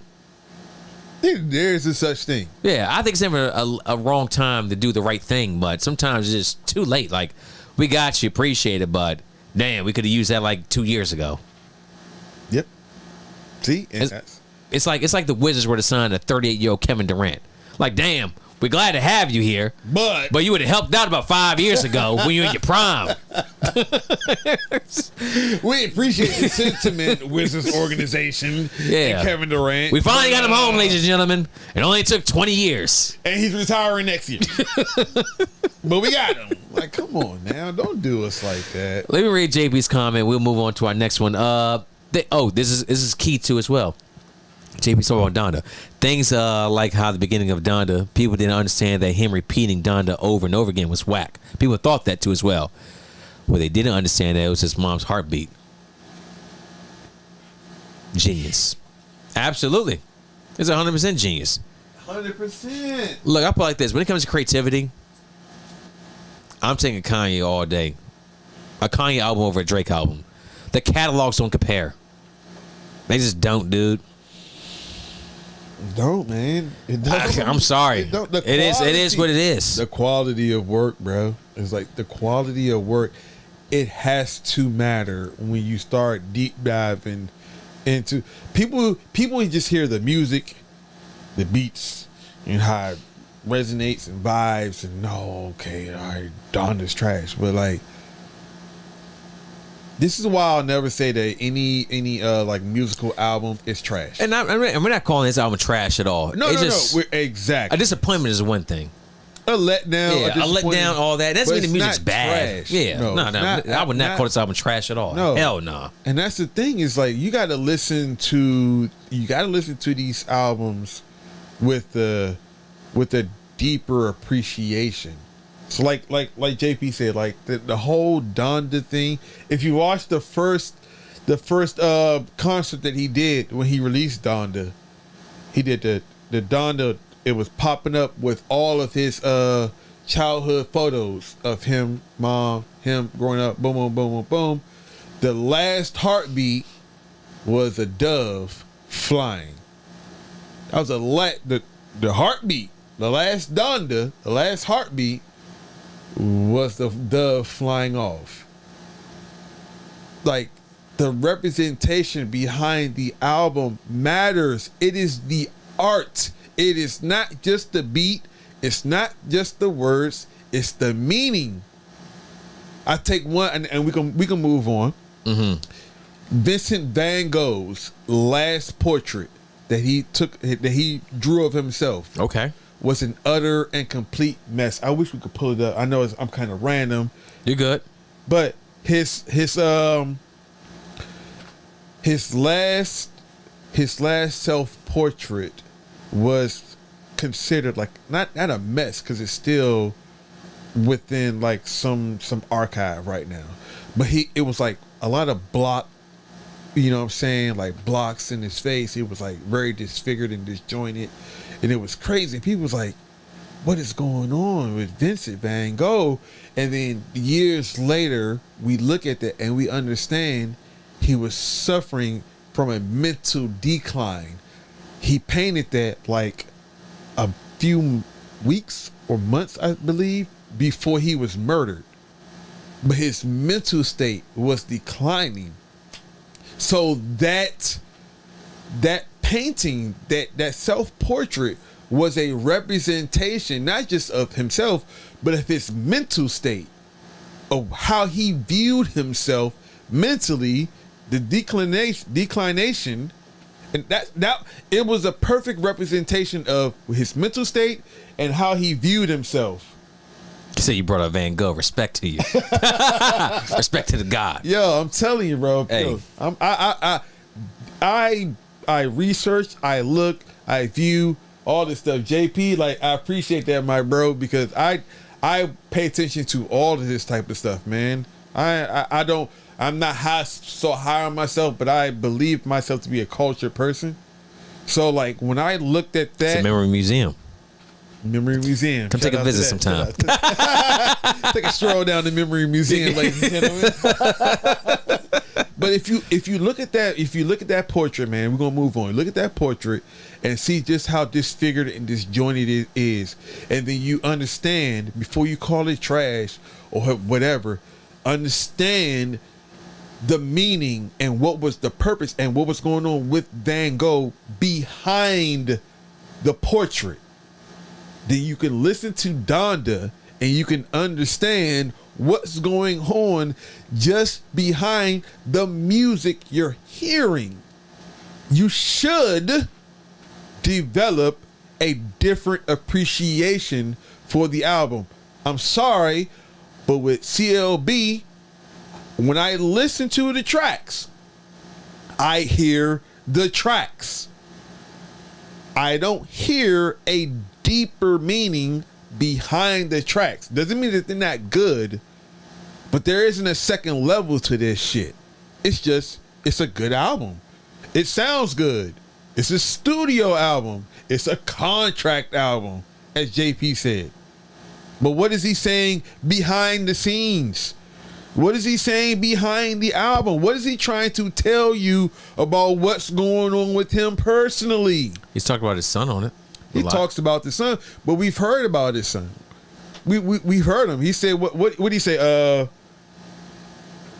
What did he say? Something. I can't remember the verse when he was talking about what's his son's name?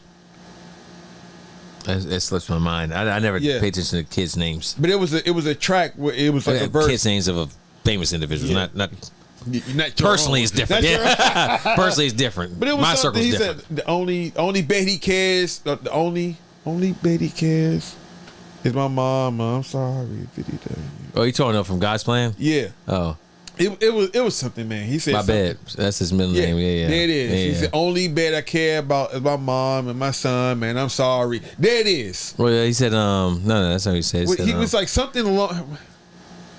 He said all I care about is my bed and my mom. I'm sorry. There it is. Yeah. All I care about is my bed. And people was like, to an extent, they were thinking like he was talking about like his actual bed. He was like, no, he's talking about his son and his mama, and he's sorry. Yeah, there you go. But that maybe that's more relevant to then when it was like a whole world dropping event that you had an undercover son. But now, nothing wrong with it. Nothing wrong with you speaking about your son. Well. I love that. Yeah, nothing wrong. But it's like, okay, that's a shout out to your son. That's an ode to your son. It didn't hit the same as like, what I'm saying, when that song dropped. So that's what I'm saying is like, behind the scenes, man, there's levels to like certain artists, and I think like Kanye just kind of operates to on a different. Somebody said I shot to Pusha T. Surgical Summer. Surgical, cutting them up. Nah, yeah, Kanye. It's different as far as how he approaches his music. Mm-hmm. It's just two different artists, how they go about their craft. But if I had to choose one album over the other, I'm taking Donda 2 as well. True. I think it's just a better musical composition. It just makes more sense of where they're both, as far as like, there's more to Drake than just what he's talking about on the album. There's another level there, and I don't know if we're ever going to get it. That's what I want to hear. We've heard it. Yeah. Like I said, fucking fans, some of these tracks, friends in the industry, we could hear those on Scorpion. It would have made more sense, especially for fans on that one too as well. It'd been a little more retrospective. I'm like, oh. This is the moment in time. And that's how music, you come up with tracks, it's capturing time too. As well as it's a time capsule. So then make your whole album that way. I make your whole album a throwback to things that you've been going on throughout this time. Well, that's what Certified Lover Boy, you could say that was. I guess. You could say that. I guess. Overall, I still go back to the album. There's some tracks I listen to it. Some of them I'm just like, whatever. Yeah. But like I said, some of these tracks, I'm out 1 o'clock a.m. You play them, I'm right there with you. I'm staying. I'm staying in the club. I'm singing. Come on now. It's not acting crazy out here. All right. Speaking of acting crazy out here, is there a problem with your boy Russell Westbrook? Oh, transition, engage, transition, smooth as a bed. That was dope. I like that one. Come on now. I didn't even see that. I was wondering how he was going to make that one. Make the jump. Okay, call me Doc Brown, baby. Man, look, I don't know, bro. I don't know what is going on with Brody. What is going on with Brody? Well, first of all, Brody left the city. First mistake. Not his fault. Maybe his fault. He said maybe his fault. Maybe. He might have told them he wanted to leave. I don't know. I'm only speculating. But he left the city. That niggas wouldn't have been okay with him pulling up on Pennsylvania Avenue with the dress on. Hey, bro, you representing the Wizards jersey, man. Hey, take that off. Well, I don't know. DC? Nah, you've been just fine. In that photo shoot, motherfucker would have walked up on him like, hey, man. Hey, hold on. Hey. You are a point guard, man. Hey, man. You see John Wall do anything? See John Wall do this? What are you doing? We traded you. We traded John Wall for you. You are not. John Wall pulled up a crystal skating ring and a drop top. What's that? Mercedes, old school, like it's like '69. John Wall in the city. Look, got out a crystal skating ring and hit him with the motherfucking Dougie. Like, yo, John Wall was for the city. Bro, you left the city and you lost your mind. All right, hold a second. Let me read the article. Let me get some behind because because what we got here, it's called Russell Westbrook versus Kwame Brown. That's what it's called about. Let's see how two former Wizards. That's crazy. I didn't even make that connection. God. Kwame's like, I left the city to you. This how you gonna do me? Hey Jay. No, we don't go into it. Let's go into it. Ooh, sorry about that. Production wise, gotta change that picture. I do it on transition. All right, so let me read this. Kwame Brown called out Russell Westbrook for rocking a white skirt. After NBA star Russell Westbrook went viral for rocking a white skirt during the Fashion Week, Kwame Brown took shots at Westbrook with some choice words that Westbrook is sure to take in blood. By the way, this article is from thesource.com. Brown immediately went into Westbrook, announcing that this isn't the first time. Brown went on to say that this man has been wearing dresses and weird ass ish. Just going to paraphrase for the time. You walking up the street as a man talking about that's what we do. That's not the case, and I don't give a who don't like it. And Kwame Brown kept going on from there, but that's it for the article. Now, as soon as Dev wants to walk in here from taking the piss, we can continue with that. Let me see. Reference another article too as well. Clutchpoints.com, because I want to give a little more what Kwame Brown had to say. Kwame Brown says he's not a big fan about what was going on with Westbrook. He's going on to celebrity culture. That's in the NBA. He said there's two ways you can go. There's an actual Kwame Brown quote. He said you bite the apple and wear the motherfucking dress like Russell Westbrook or whatever the fuck his name is. I don't even want to say his name no more. I'm reading the whole thing now. Now that I found the actual quote I wanted to read. Read this last paragraph and go from there. But this isn't the first time. But this ain't his first time in a dress, so I don't know why the people are so alarmed. This is what Kwame Brown to say about Westbrook. You know Kwame Brown right now. He's on his media, doing the podcast, whatnot. Mm-hmm. Man's got his own corner of the internet. Yeah. He's doing things. All right. He's been wearing dresses and weird ass shit. Just because this man can jump high and play basketball, not no man ever grew up and messed around with. Going to be walking around in the streets with a dress on and some motherfucking boots to keep my respect and say you heterosexual. Now, if you gay, cool. I don't care about that. All right, which is key too as well. Fair point. Yeah. Well, you say you are a heterosexual male and that's what you do, then fuck you and that's my opinion. Okay. That's tough. All right. Some so spicy words from Kwame. And we're going to talk about it. I'm going to read the whole quote. That was an endorsement one way or another. That is just reading what the man had to say. And we go from there. We at BNY, we present the news. That's it. That's all we do here. You chew on it. Take what you want from it. And now that we present the news, we're going to go ahead and talk about exactly what we think about that said news. All right, Dev. As I bring up the proper image for both of us to be on here, JP said Kwame is hilarious. But Kwame went ahead and found his lane. He is. Like, this ain't the first time that Kwame done said something spicy. No, not at all. I appreciate Kwame for sticking to his guns, man. Like, Kwame's like, I'm gonna say what I gotta say. Yeah, Kwame, what he said, he's always with the get along, go along crowd. Yeah. Yeah, Kwame just tell you what it is, and that's that. Smoke on his hookah with his hat. And he rolling in the truck. Yeah. If he not in the crib, just rolling in the whip and just talking his shit. All right, let's go into it. You take a look at Russell Westbrook. I love how the BNY cover now. It's just because of the logos. The picture I had was too small that it was cutting off half the dress. So I had to cut off the man's face. Now, I also got this one too as well, which has all of Westbrook. All right, so you see it's him. All right, I'm not lying to you. I know that's how we do our thumbnails on YouTube. Sometimes. Hilarious. Yeah, that's funny. That's hilarious. What do you think about that? I don't know, man. Hey, let me go first. Let me go first. Because I'm stuck, man. Like, for real. Let me go first. Hold a second. Do I got another mic on? Hold a second. Talk for me. Yep. Check. I got another mic on here too as well. Oh. Talk for me again. Yep. All right, talk for me. Yep. No, that's not. All right, talk for me now. Yep. There it is. There it is. That just sounds better. Yeah. It was the one over there by the. Yeah. Okay. Apologies, everybody. That's been rolling the whole time. God, I was hearing. I was like, "Damn, it sound loud. What the heck? Why does it sound so loud?" Because there's a mic right next to it. Now that's nice, clean audio. Does that sound better, everybody? Oh, thank you. And I'm glad we got that done before we actually went on to the rest of this. All right, so look, man, I don't give a damn what this man has to wear. It is what. Hey, Jay-Z said it best. What you eat don't make me shit. I don't care. I'm only saying this for one, we're building a catalog of videos. Everything we say we do is captured in time. All right? It's true. This is a capsule.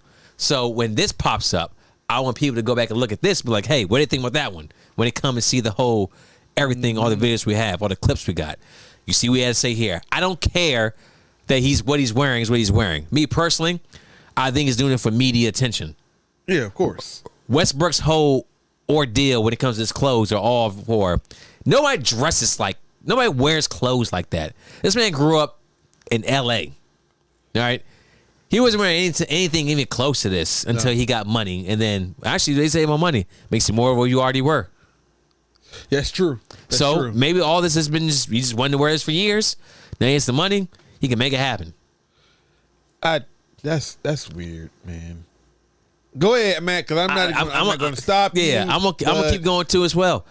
Kwame Brown, look, why are you so concerned with the dress this man's wearing? I get what he's saying too as well, Kwame, is that a man should carry himself a certain way. The clothes make a man. Yep, we've been told that for years. Yeah, the clothes make a man. So you wearing a dress, like if you're gay and you wear a dress, then all right, fine, whatever. But you're saying that you're a straight man, you're wearing a dress. So you're kind of diluting the lines of what we as Kwame, a heterosexual male, represents. And I like the way you're making us look. True. Okay. As black men in media. Now, I'll go back to the Dave Chappelle. I'm glad you said it, because I was going to bring it up. So cool. You got it. Dave Chappelle. They wanted this man. What show was it? Where was it at? No, he said he's on the set of a movie or something. It was a movie. What's Chappelle show? It's a movie. Yeah. It was something with Martin. It was a movie with Martin he was doing. Blue Streak? It might have been. That was a movie with Martin. Yeah, that's a movie with Martin. Unless he did another one. But let's say Blue Streak. All right, whatever. Doesn't matter. They wanted him to wear a dress. Dave Chappelle said, I'm not wearing a damn dress. He said, Dave, you be funny in the scene. You got to wear the dress. Dave Chappelle's like, I'm not wearing the dress. All right, I'm not doing it. And it's like, all right, fine. And they just wrote a whole new scene for him. But he said that, I'm not going to let Hollywood perceive me and push me in a way that I'm not feeling comfortable with. True. And I feel that with any actor, with any role. If you don't feel comfortable with the role, don't do it. Don't do it. Don't do it. Now, Westbrook gets to L.A. and he puts on the dress. Look. Now, once again, I don't care one way or another. You want to wear the dress, wear the dress. I think you're doing it more so for clicks and media attention. Yeah. Westbrook's whole wardrobe is clicks and media attention. Yeah. You see other outfits he has. Absolutely. They just don't. They're just ridiculous. Some of the things where I'm like, you know what? That's not a bad look. A lot of them, I'm like, you look wild, dude. You look wild. All right? I know you got money, eccentric, but ridiculous. No, absolutely not. Now, as far as this, I don't care. I don't get hyped up enough about, or I'm not going full Kwame Brown, with all this. What he does not represent me. What he does represents him and his family. It's him. And I want that to be known. Just because this brother does it, does not speak for all of us. All right? The same way that what I do does not speak for all of us as well. Exactly. And I think that's the way to take.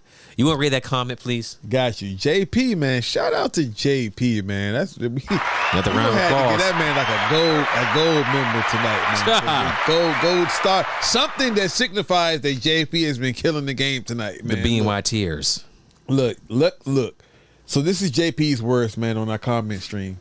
Look, Westbrook has always had questionable fashion, but Kwame has to realize that societal definitions of heterosexual are just changing. Perhaps not in his community, especially in the South. Just bring my Lakers a damn chip, and you can wear all the dresses you want. And see, that's funny. See, he Lakers fan. See, this is the thing too as well though. Like people just don't care. Like look at even like remember I put like this even sports wise kneeling. People were real up in arms about that. Yeah, players kneel now. Nobody's like who they used to like really used to care. They don't care anymore. They just want their team to do well. Like look, you can kneel all you want to. When it's time for game time, let's make it happen. Well, like back in the 90s, if he was doing this, that's a different era. Yeah, true. That's totally. But then again, I don't know because Dennis Rodman wore a wedding dress in the 90s. But Dennis Rodman's also a wild character himself. He's just different. Extremely. He married himself. Yeah, he married. He did do that. He did do that. But Russell Westbrook is not Dennis Rodman. Dennis Rodman can get away with that. But Westbrook has been doing so much eccentric for so long. Is it comparable? No. I say LeBron were to wear the dress. That'd be a little bit. I'm like, oh, whoa. Well, wait, like Westbrook wearing the dress doesn't surprise me. Okay. It just doesn't. I can see that. It doesn't. But like LeBron were to do it, it'd be like, yeah, it's interesting. But see, like this is different. Cuddy wore a dress on Saturday Night Live. Yeah, and questionable. Still, it was questionable. But I feel like when you're in Hollywood or entertainment, you just wear the dress just to get like, look at me. Like who's that one dude, the one black guy? Billy Porter. I don't know what his name is. He played I think in the Cinderella movie recently. He played like the fairy godmother. Oh, what? Yeah, he's a homosexual. He's gay. Yeah, but I didn't know there was a Cinderella movie where he played it. Like, yeah, I think his name is Billy Porter. I think it's his name, but whatever. I accept that. I'm not saying I accept this either. Do you? Whatever. I just don't care. I don't care. You wear the dress, wear the dress. Cuddy wore the dress, whatever. I'm not going to sit here and get all hyped up about it. Live your life, homie. That's what you want to do. And that's what you want to portray. That's fine. The only problem is that when other people would say that, hey, you need to wear the dress now too as well. When they try to make you do it. If it's your choice. If it's your personal choice, your personal choice. Freedom of expression. But the problem is that someone said, hey, why aren't you wearing one? Or try to push their beliefs on you is the bigger part what I'm getting at. See, and here's the thing. Going back to Dave Chappelle's point, you can't tell me that somebody didn't influence him to do that. I don't even know what photo shoot this was for. Something in LA. I didn't bring it on. You can't tell me that someone didn't tell him, hey man, we got this fire outfit. We know he might have paid for this, or they may have paid him, whatever the case is. We got this outfit, man. Look, it'd be cool, man, to, you know what I'm saying, to kind of, we know you're a masculine dude, Russ. You got a wife and kids, and you're probably one of the most thorough dudes in the NBA. But look, it'd be cool, man. We got this fire outfit, man. Step outside the box because you know you tend to do things a little bit differently. But we got this skirt for you, man, with this cardigan. You can't tell me that Russ went into this photo shoot and said, I'm wearing a skirt today with a cardigan. No. It's entirely possible, he probably said. He probably picked the clothes out himself. Why was the skirt a part of any ensemble as far as the photo shoot goes? Who put the skirt there? He did. No. I don't believe he bought a skirt. Have you not seen his outfits? I've seen them, bro, but you're not going to tell. He bought a skirt. Yes. And brought it. Well, he probably didn't buy it. Probably had his guy buy it. Like that dude bought clothes for Kevin Hart and spending his own money too as well himself. Yeah, that motherfucker's tripping. He probably had a handler. It's possible. Look, when you put it like that, it's possible. Russ Russell Westbrook signed off on it. Obviously, he's in the clothes, smiling in the picture. Saying, man, look, he looks happy. Wear whatever the fuck you want to wear, because at the end of the day, Russell Westbrook is Russell Westbrook. That's what I'm saying. He's got a wife and kids. He is a $100 million man. He is. Who cares if you're Russell Westbrook at that point? Who cares? Because exactly nothing you fucking say about me at this point makes me shit. I'm going to wake up tomorrow or at the beginning of next season, and each game that I play, I'm going to make about $80,000 a game. I don't care what you say. So here's the big conversation. That's what I want to get to. Now we kind of cover that. We're good. All right. What JP said is what I was going to get to as well. This is the big part. It's a societal definition of heterosexual changing. Exactly. It's a problem. You can't look, man. See, now this is a deep diving topic because this creates an overall issue for me. Okay. As far as society goes, because heterosexual people, men and women, are under attack. And I say that because to criticize a quote-unquote heterosexual man wearing a dress or a skirt is wrong, right? In the same sense that it's wrong for a heterosexual man to say that he won't date a trans woman, right? Male to woman. Trans woman.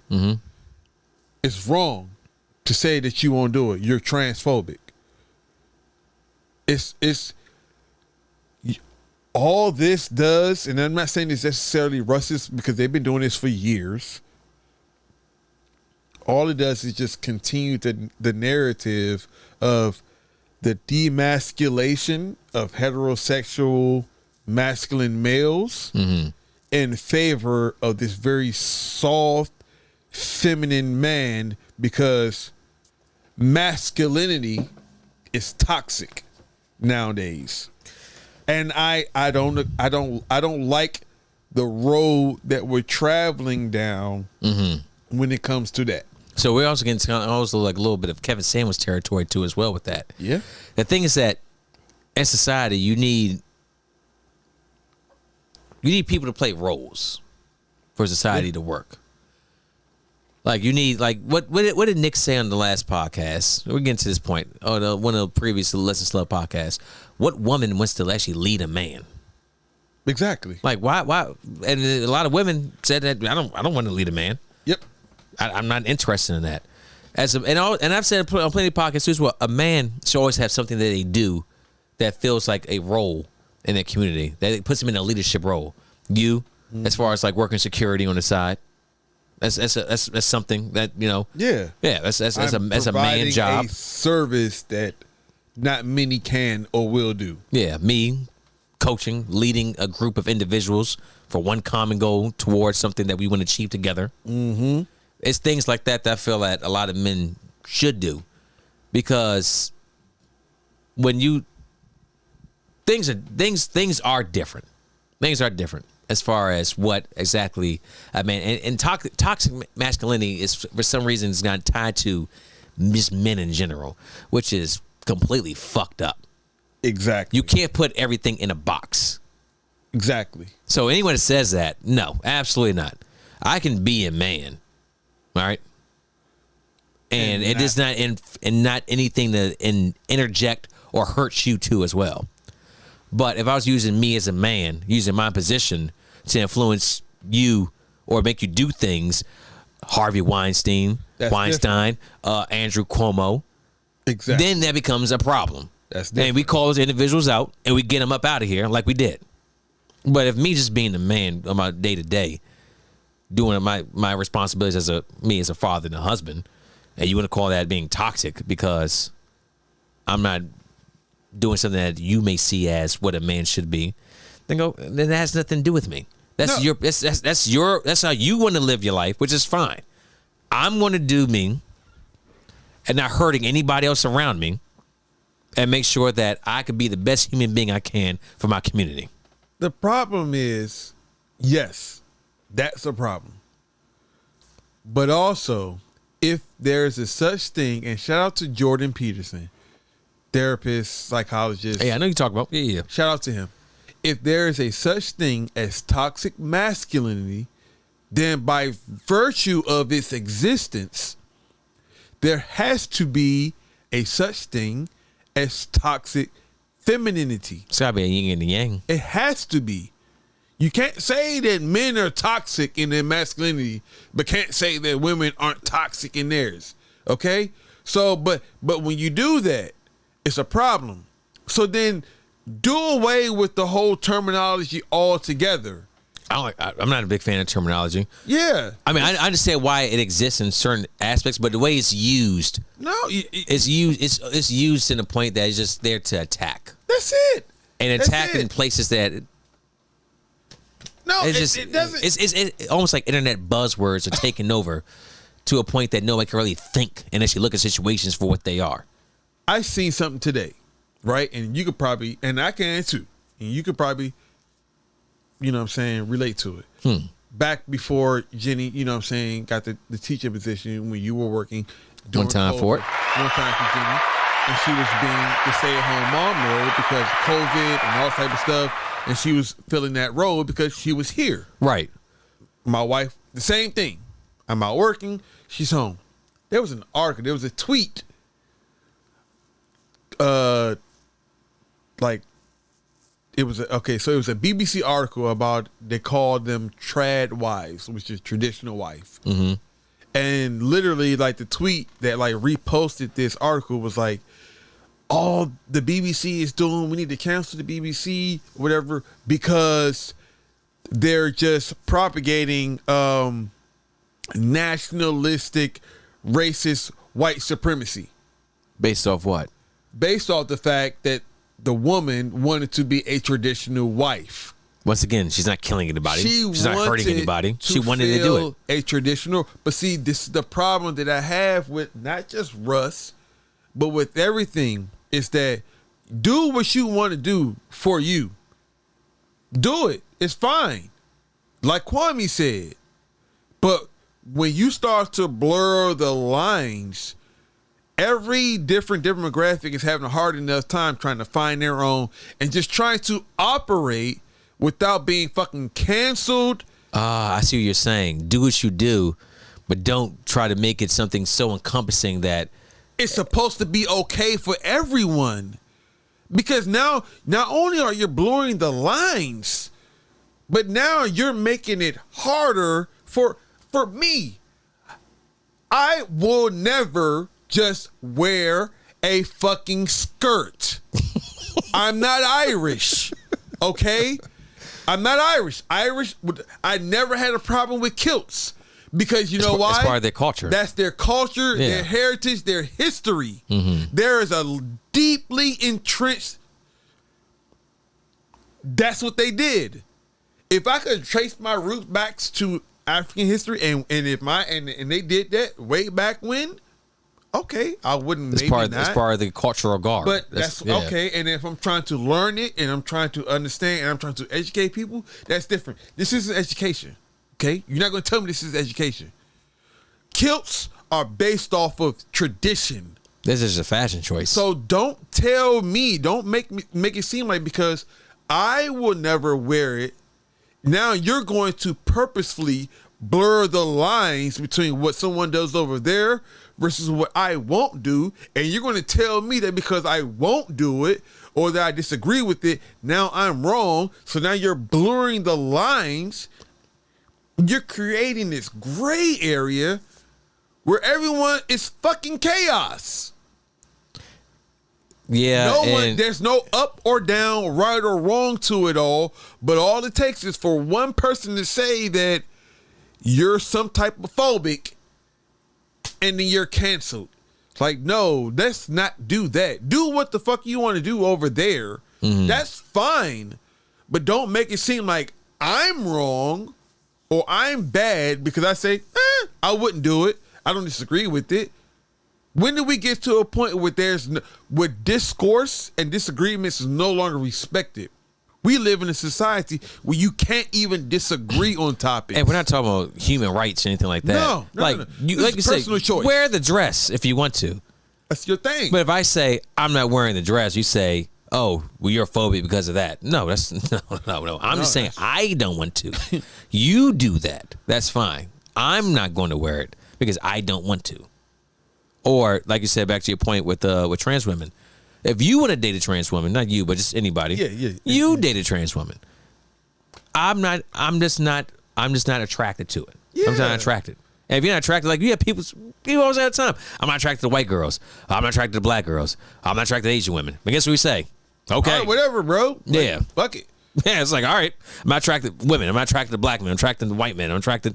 I mean, white girls, I know say I'm not attracted to white dudes. Only date black men. Yep. Remember, like, oh, yeah, okay, all right then. All right, it is what it is. Or how many white girls are like, I don't do black dudes, only like only white guys or Hispanic. I've heard that too as well. No. See, the problem. I don't call them phobic or call them racist because of that.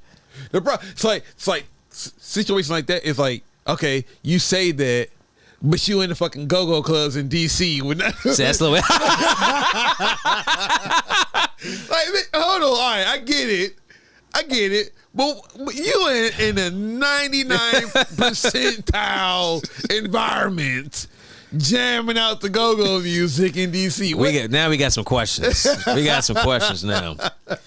So, I don't know, man. Oh, wait, JP, you want to read that one? Go ahead. You're a little bit closer to me. Okay. Appreciate it. I don't know what JP was agreeing with. JP, let us know what you was agreeing with because we've been talking our shit right now. So you might agree with me or Rick. It doesn't matter. But let us know what you was talking about. Look, he says, agreed. Masculinity in itself, I feel, is under attack. As if not conforming to feministic heterosexuality is wrong. That's not quality. That's not quality. And it's a weird, like, how can a woman raise a man to raise a man? How can a man know a woman to raise a woman? Like, it's just weird like that. What do you think? That's just, I say what he's saying, and I'm not responding to what he's saying, but what he's saying, the people that think that. I don't understand why someone can even think that. Like, I could tell you, like, hey, this is what a woman should be. Like, that sounds strange and weird. Sounds weird. Yeah. It sounds weird. Like, you're a woman. Who are you? What would you like to be? You can say what your expectations are. Yeah, I like, if I'm dating you, then for sure. Or if you're dating me, like, hey, you as a man, this is what I like out of you, this, that, and the third. Look, here's my question. You, me, or anyone else go to a club, single, with a skirt on. How many women, how many numbers are you going home with that night? You may get some conversation. You try as a straight man in the dress. As a straight man in the dress. You may get some conversation because some people going to want to know what's going on with that. Yeah. But how many women you really think, it's already hard for men. How many men you think are going to go home with numbers or even potentially with someone that night? Let me ask you this too as well. You see a man, let's say Russell Westbrook, 6'4", 230, wearing a dress in the club. You gonna call him out on it? Can you hear me? At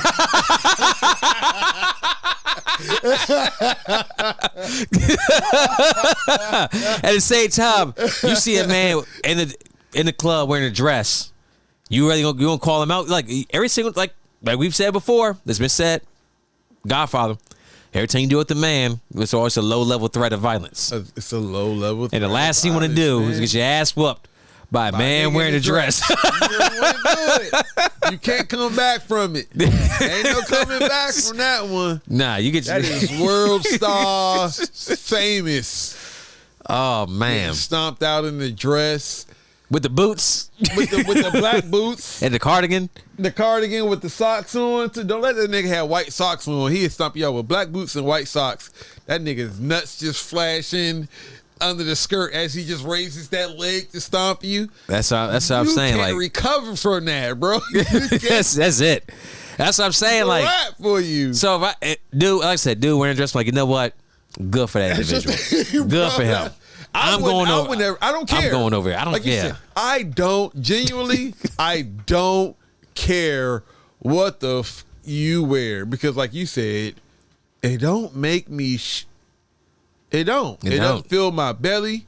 It don't make me shit, bro. So I don't care what you wear. Just don't tell me I'm wrong for not wanting to do the same. That's it. That's it. There's nothing wrong with that. That's it. I'll party with a nigga if he cool enough. Russell comes through. He buys a bottle for everybody at a little VIP section, and we chilling. I be like, oh, this nigga cool as shit. Oh, you married with kids? All right, that's weird. But fucking nigga, let's just party. And at that point, I'm gonna ask you to why the dress, and then you explain it, and I'm like, I'm just curious. Fucking nigga, I'm just curious. But like, hey, I mean, how often do you see a straight man walk around in a dress? You don't. So it's not very often. Conversation starter. Yeah. And I'd be like, I mean, it's a fire outfit. I mean, it's all right. I like the boots. All right. I don't know about the dress, but the cardigan, where you get that from? Yeah. $1,000. I don't know about that one. Nigga, that's above my price range. But all right, then I see you. Yo, you doing it, my boy. But it is what it is. You're doing it. I ain't mad at you. Oh, man. But you gotta, for me, you gotta draw a line. Don't try to make me feel bad. That's all I'm saying. Listen, look, 0 women. That's what I'm saying. JP, you're not getting many. That's all I'm saying. You're not getting many. Let's can we move off to grand closing? We've been here for almost 2 hours. We've been here about 2 hours. About 2 hours. Don't feel like it though. Don't feel like we've been doing pretty well. It's a shout out to the pod one time as I go ahead and switch the camera over. One time for the one time. Grand closing and transition. All right, so grand closing. I teased this earlier. There it is, grand closing in yellow. I teased this earlier. I want to get back to basics. Oh, you did say something. I want to get back to basics. Yeah. When the last time we did this day in Black History? Well, if that's the case, when the last time we did something Dead versus DMV? Like, we got some. This is true. So you retired from Dead versus DMV. This day in Black History, though, because it ain't even about me. It ain't about me, but damn, we might have to bring that one back. We'll work on that too as well. That'd be part of the cold open. You got the DMV mode. Yeah. DMV, the good mode of the week. Good mode of the week. Yeah. We got some stuff. Yeah. We got some things. things. To bring that back for y'all. I want to read this one. Go ahead. So this day in Black History. Yeah. September 14th, which is today. African Americans allowed in all U.S. military branches. What? Wait. What year? I'm gonna get to it in a second. African Americans were allowed to join any branch of U.S. military when President Franklin D. Roosevelt signed the Selective Service Act on September 14th, 1940. Although allowing African Americans to join any branch of the military may have been a small part of the overall controversy of creating a military draft system, it would eventually have a major impact upon African Americans' role and service in the military. The discussion of a draft service for the country was quite controversial, but the possibility of the country becoming involved in the Second World War, which obviously America didn't get involved in for 2 years later after 1940, and the Second World War made it a necessity in the opinion of many legislators.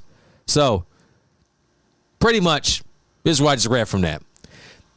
America's like, well, we're going to need some new boys to come over here and fight this war for us. That's it. God damn it. Bring in the Negroes. Bring in the N-words. Bring in the Negroes. More bodies. They here. They could die for this country too as well. Exactly. That's all I heard from that. But also, with that being signed, paved the way for you and me. And many of our friends that share the same type of ethnic background. Yeah, but to walk that path.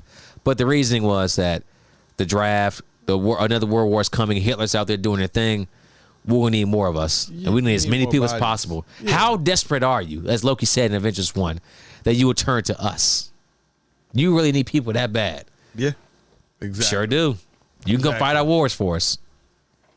Come play in our games for us. Look, all that. I think we would have been much better off if they hadn't passed that act at that point, because it was just indicative of what was happening at the moment. You just needed bodies. Now, I will say, like you said, it paved the way for it paved the way for the Tuskegee Airmen. Yeah, absolutely. You know what I'm saying? Like that very elite fighter squadron that developed as a result of that during World War II. That just were literally the cream of a crop. Like they didn't lose. Oh, they were fantastic. Any fighter. They requested bombers. Requested to have the red tails out there. Yeah, the red tails. So don't there was definitely some good, like you said, it paved the way for us, but the inception of it was just very. We need bodies. We need bodies. Like, we need shields. Yeah, anybody. Yeah.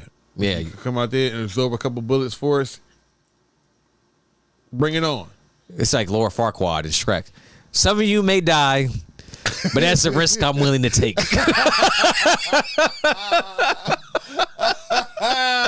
Exactly. So I ain't mad, but don't sit here and try to make it seem like I'm supposed to be proud of the implications. We read that part of Grant close. Keep talking. Don't make it seem like I'm supposed to be proud of, especially when you express like the reasoning behind it. Like, I mean, come on, man. Like, if you were just doing it because you just realized that black people need to be held on an equal footing and we had a right to fight for our country just the same as everyone else, that's one thing. Yeah. It's another thing where you're saying like, oh, there was a draft coming up for the upcoming World War.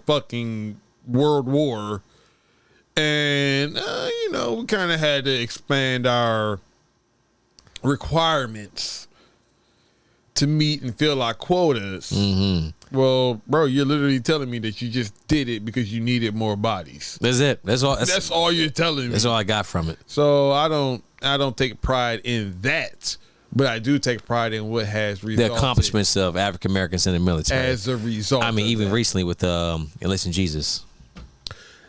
Long way. Yeah. Long way. Yeah. So proud of that guy. Big things that he's done, and a lot of proud folk standing behind him and listing Jesus. So yeah. Retired now. All right. Let's keep with grand closing too as well. Let's read these comments. JP, would you mind, Dev, to knock that out for us? I got you. So the first one, he said he got to dip out. Appreciate you, JP, man. Get that man a round of applause, man. Done. Yeah, JP's been killing it in the chat tonight. He's literally like helped drive the conversation. Hey, I remember when hitting with the perfect. I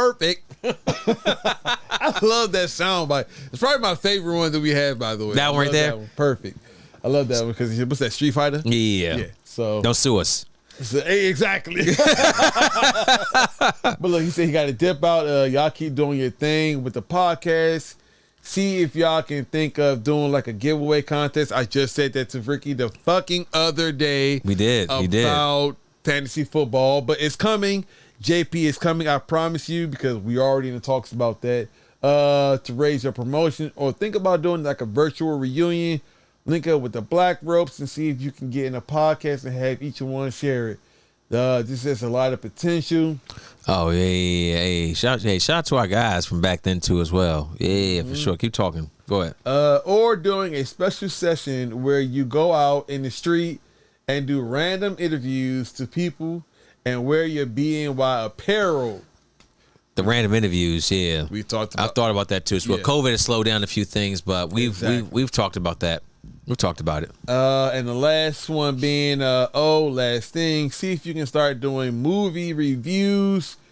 You could reach a different type of audience, which is why, JP, I was talking about. Look, JP on point, man. That's why I brought up the Loki thing, and that's why I said we need to talk about this starting out. Yeah. Because Loki thing, reviews, my whole little brain cells was just fried, and I was like, I need to get this off my chest. We definitely might need to look and do some movie / slow. So what am I trying to say right now? Movie reviews. So movie / show reviews. So here's the thing too, as well, is that we did it on BNY when we first got started. Like we did Endgame. I think we did Infinity War 2 as well. We did a couple of them, but we haven't done it in a while. But I was something I would like to get back to, as far as like my cousin Sean, huge on the MCU, great knowledge on it too as well. He came through, did the Endgame, the Endgame podcast with us. Just more reviews in general concerning like trending content. Yeah, like we did, like recently we did Donda, also did CLB tonight too as well. No, I mean like big time, like yeah. Well, maybe I mean like more like a lessons learned, like a. You know what? We'll talk offline. Yeah, because I would like to like Shang-Chi. Right, that would be a good one too as well. Like I would like to do that, but it has to be of the time. The big thing with us is that it's schedule. Everything with us is schedule.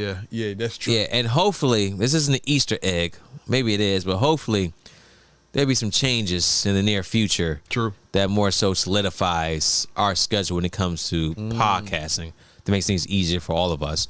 Everything's a schedule. Like it's a lot of things I would love to do throughout the week. Like I love to tell you, hey, podcast on Tuesday. I love to tell you like that on next Thursday. But it's hard because I don't know if I can deliver a podcast on Tuesday. Right. And at that point, I look like a liar. And then brand looks bad because I'm lying on the brand.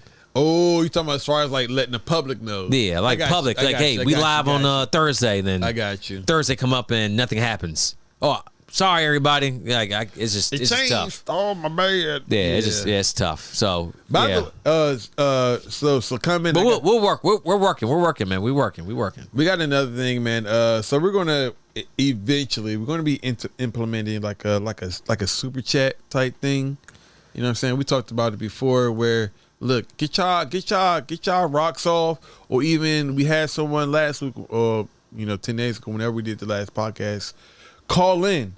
Like, yo, stay tuned. We're going to be kind of opening lines up for people to kind of call in and give us y'all takes on not just movie reviews, but even like whatever it is that we're talking about tonight or whatever we got going forward. Like, we're going to be opening the lines up and have y'all kind of come through and chopping it up with us, man, because we want to hear y'all. Not just, we like the chats.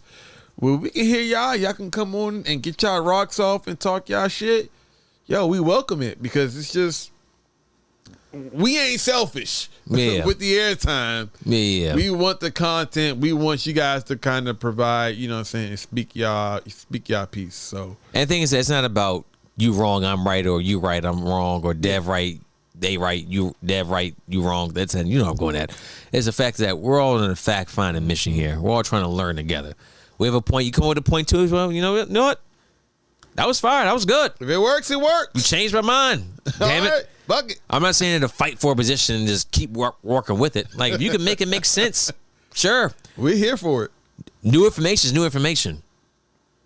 Not going to say ever turn that down. That's true. Dumb to do that. We got BNY investigators. Hey. we got the investigators looking for new information. Yes. And they'll call us out. If we wrong, we wrong. Yeah. They check us. Rewind the tape like you said this about a year ago. I'm like, damn. I've grown a lot in that past year, haven't I? Oh, shit. So definitely, JP, man, we got some new stuff coming, man. So we appreciate your input tonight, man. You are definitely helped drive the conversation tonight, man. So I appreciate it. And appreciate y'all loving the new overlays. Shout out to Alan one more time. Round of applause on the way out. Yeah, let's go ahead and hit him with that Miko outro. Hey, I like it. If y'all like it, share it. Always. One, baby. One.